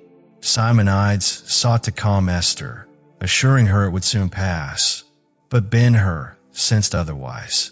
He believed the very spirits of prophets and saints were at work, and declared with certainty that the figure on the cross was truly the Son of God. Leaving Simonides in wonder, he went to Balthasar, laying a hand on the old man's shoulder. The Egyptian, recalling the child he had once seen in a manger, recognized him still, though grief crushed his spirit. Ben-Hur offered comfort, imagining that the others who had once shared that manger scene might even now be present in spirit. The darkness continued to grow, yet on the hilltop the executioners pressed on. The two thieves were lifted and fastened to their own crosses. With the guard withdrawn, the crowd surged forward, pressing closer like waves. Some shouted challenges for the Nazarene to save himself. Others sneered that if he could destroy and rebuild the temple in 3 days, surely he could descend from the cross. Still more mocked his claim to be the Son of God, urging the Almighty to rescue him. Prejudice revealed its strange cruelty. Though he had never wronged them, and many had never seen him before this day, they cursed him and gave their pity to the criminals beside him. The unnatural gloom unsettled Esther, as it did many others. She pleaded to leave, fearing the frown of heaven and what might follow. Simonides, though agitated, refused. When the crush of the crowd eased slightly, he led the party closer. Ben-Hur supported Balthasar, whose steps were slow and heavy. From their nearer place, the Nazarene was only a dark form suspended against the deepening sky, but his faint sighs reached them, sounds of endurance beyond that of his companions, whose groans and cries filled the pauses in the noise. The second hour passed as the first, an endless span of insult, torment, and slow dying. He spoke only once, to entrust his mother to the care of the beloved disciple who stood with her at the foot of the cross. The third hour arrived, and still the crowd swirled about the hill, bound there by a strange, unshakable pull, no doubt deepened by the unnatural night that had settled over midday. They were quieter than before, though distant shouts still drifted through the darkness, group calling to group. Strikingly, those who now approached the Nazarene's cross came in silence, gazed for a moment, and left without a word. Even the soldiers, who not long before had gambled for his garments, now stood slightly apart with their officers, watching him more intently than the masses coming and going. Every labored breath or sudden movement of his head drew their immediate attention. Most remarkable was the change in the high priest and his companions, those same men who had taken part in his trial and had stood by approvingly. As the darkness thickened, their certainty wavered. Many among them were learned in the heavens and the signs that so often struck fear in the people. They knew this was no eclipse, for the moon was full, and they could not explain the phenomenon or its timing. Inwardly, they began to connect the darkness with the Nazarene, and their unease deepened. They remained close behind the soldiers, whispering, watching his every word and movement, fearful that he might truly be the Messiah. Ben-Hur, meanwhile, felt no stirring of the old, vengeful spirit. A perfect peace rested over him, and his prayer was simple, that the end might come quickly. He was keenly aware of Simonides' inner struggle, the weight of doubt pressing on that massive, thoughtful face. He saw how Esther clung to her father, masking her fears to match his wishes. Simonides urged her to stay, telling her that no other moment in life could compare, and perhaps more might yet be revealed. Halfway through the hour, a coarse band of men, wretches from the tombs, stopped before the central cross. They mocked the title of King of the Jews and jeered that, if he were truly the Son of God, he should come down. One of the thieves, joining their taunts, called for him to save them all. Laughter rippled through the onlookers, until the other thief silenced them with words of rebuke, acknowledging their guilt and declaring the innocence of the man beside him. Then, astonishing all, this second felon pleaded to be remembered when the Nazarene entered his kingdom. The phrase struck Simonides deeply. It was the very question that had long haunted him. Ben-Hur quietly pointed out that such a kingdom could not belong to this world, echoing a truth he had once heard in a dream. Simonides hushed him urgently, waiting for the Nazarene's reply. When it came, the voice was clear and sure, promising the man a place in paradise before the day's end. Simonides folded his hands, his doubts dissolved into complete faith. Though his body would remain broken and the years of suffering could not be undone, a new life had been revealed to him, one that lay just beyond this world, where the king himself would reign. But in front of the cross, unease rippled through the learned men. They had condemned him for claiming to be the Messiah. Yet here he was, from the cross itself, reaffirming the claim and promising paradise to a criminal. The high priest, for all his pride, felt fear. Where could such confidence come from, if not from truth itself? And what was truth if not God? The breathing of the Nazarene grew more labored, his sighs turning into gasps. Only 3 hours on the cross, and yet he was dying. Word of it spread swiftly, and silence fell. The air grew stifling under the weight of heat and darkness. Across the hill, more than 3 million people waited, hushed in awe of what might happen next. Then, from the gloom, came a cry of desolation, a voice pierced with anguish. Ben-Hur's mind flashed back to a moment at a well near Nazareth.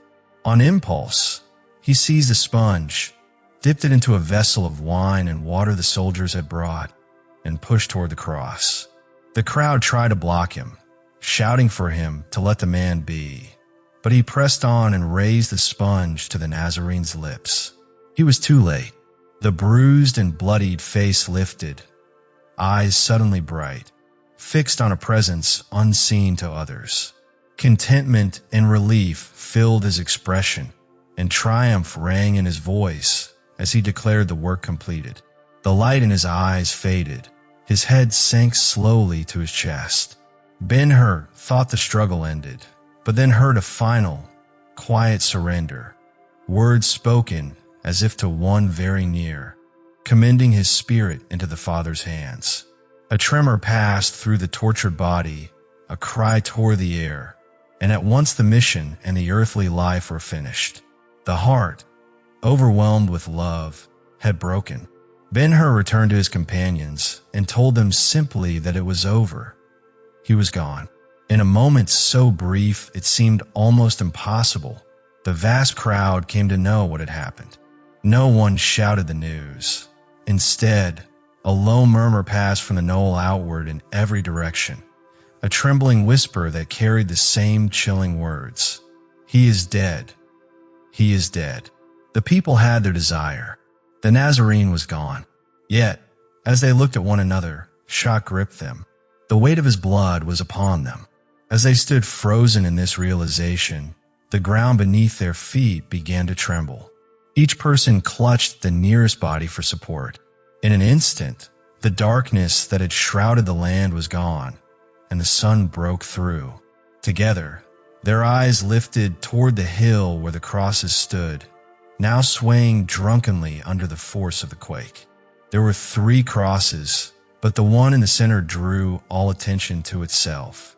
It seemed to rise higher, lifting its burden toward the heavens, swaying it to and fro, reaching ever upward into the blue.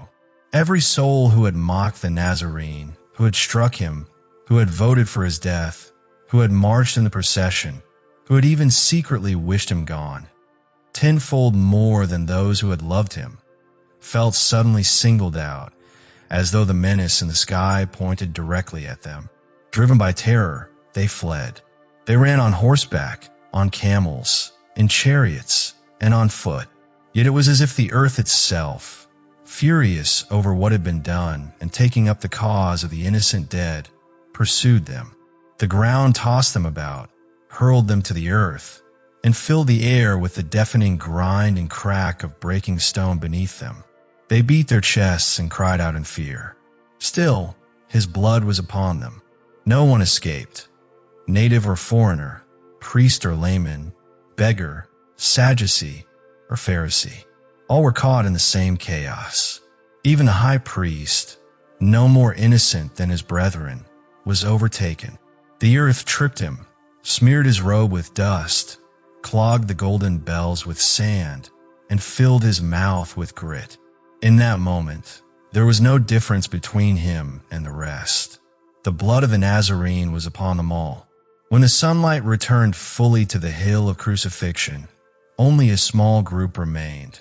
The mother of the Nazarene, the beloved disciple, the faithful women of Galilee, the centurion with his soldiers, and Ben-Hur with his companions. None of them had time to notice the panic of the multitude. The quake demanded their full attention for survival. Ben-Hur guided Esther to a place beside her father's feet, urging her to shield her eyes and place her trust in God and in the spirit of the just one who had been so cruelly slain. Simonides, filled with reverence, declared that from that moment forward the man should be spoken of as the Christ, and Ben-Hur accepted the declaration. A violent wave of the earthquake struck the hill again. The cries of the 2 thieves on their swaying crosses were dreadful. Dizzy from the shaking, Ben-Hur looked toward Balthasar and found the aged man lying still upon the ground. He rushed to him, but there was no answer. Balthasar had died. Ben-Hur remembered hearing a cry earlier, almost an answer to the final voice of the Nazarene, but had not looked to see its source. Ever after, he believed that the spirit of the Egyptian had gone with his master into the kingdom of paradise. It seemed fitting. If faith had its reward in Gaspar and love in Melchior, surely a man who had lived a lifetime exemplifying faith, love, and good works should also be honored in such a way. Balthasar's own servants had abandoned him, but the two Galileans carried his body back to the city in its litter. Towards sunset, that unforgettable day, the mournful procession passed through the south gate of the Her palace, about the same time that the body of the Christ was taken down from the cross. The remains of Balthasar were placed in the guest chamber. All the household servants hurried in, weeping at the loss of one so beloved by every living thing he had ever touched. Yet, when they saw the peace in his expression and the faint smile upon his lips, they dried their tears, saying it was well. He was happier now than he had been that morning. Ben-Hur would not send a servant to tell IRAs about her father. He went himself, imagining the grief she would feel, knowing she would now be utterly alone in the world. It was a time to forgive and to pity her. He realized he had not asked where she had been that morning, nor thought of her at all, an oversight that now filled him with shame. He was willing to make amends, though the sorrow he must bring her would be deep. At her door, he shook the curtains, hearing the soft chime of little bells within, but no voice answered. He called her name again and again. Still no response. Pulling aside the curtain, he stepped inside. She was not there. He climbed to the roof to search. Nothing. The servants had not seen her all day. After searching every part of the house, he returned to sit beside the dead where she should have been. There he reflected on the mercy of the Christ to his aged servant, that the gate of paradise, the afflictions and betrayals of this life, are left behind and forgotten by those who enter and find rest. When the morning of the burial had faded, on the 9th day after the healing, Ben-Hur brought his mother and Tirzah home in accordance with the law. From that day on, in that house, the most sacred names ever spoken by human lips were always joined together in reverent worship: God the Father and Christ the Son. About 5 years after the crucifixion, Esther, the wife of Ben-Hur, sat within her chamber in the serene beauty of their villa by Misenum. It was midday, the warm Italian sun casting summer light upon the roses and vines beyond her windows. The furnishings around her reflected the style of Rome, yet she herself wore the modest garments of a Jewish matron. Tirzah was with her, as were two young children playing on a lion's skin at her feet, children whose every movement she followed with a watchful, loving gaze, for they were her own. Time had treated her kindly. Her beauty had deepened, and as mistress of a villa, she had fulfilled a dream long cherished.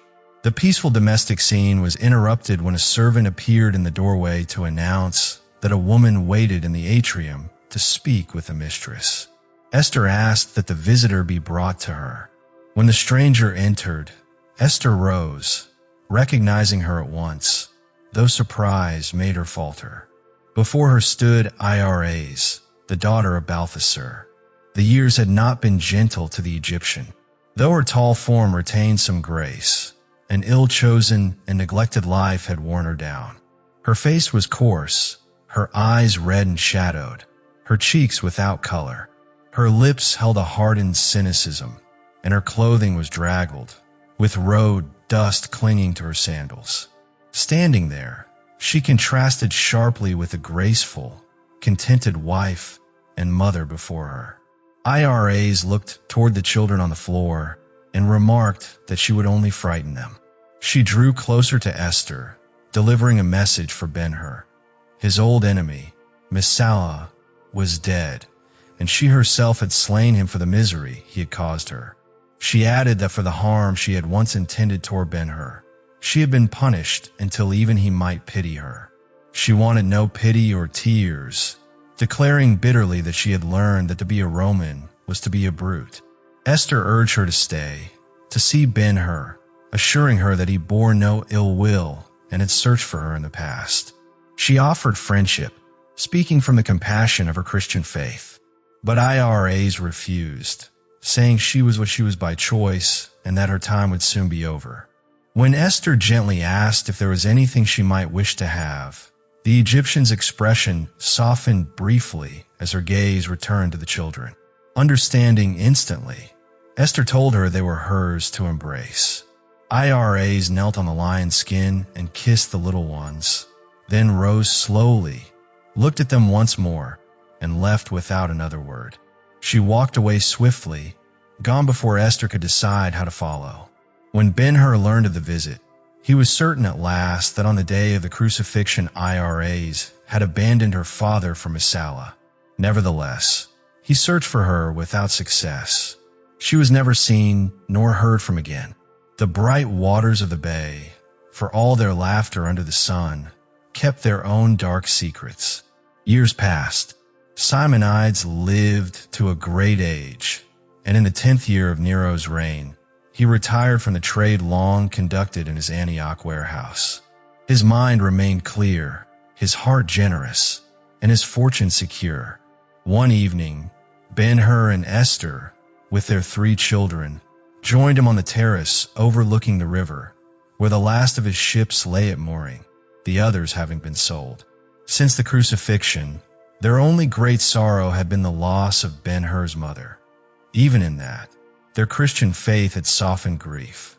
The newly arrived ship had brought troubling news. Persecution of Christians had begun in Rome under Nero. While they spoke of it, Malik appeared with a package for Ben-Hur, explaining it had been brought by an Arab who departed immediately after. Inside was a letter from Ilderim, son of the late Ilderim the Generous. In it, the sheikh spoke of his father's affection for Ben-Hur and enclosed a papyrus declaring that, apart from his inheritance, the property near Antioch, known as the Orchard of Palms, should belong to Ben-Hur and his descendants forever. Ilderim's son had reclaimed it from the Parthians who had slain his father, along with vengeance for the deed. Simonides, after hearing the letter, reflected on the blessings God had bestowed upon Ben-Hur.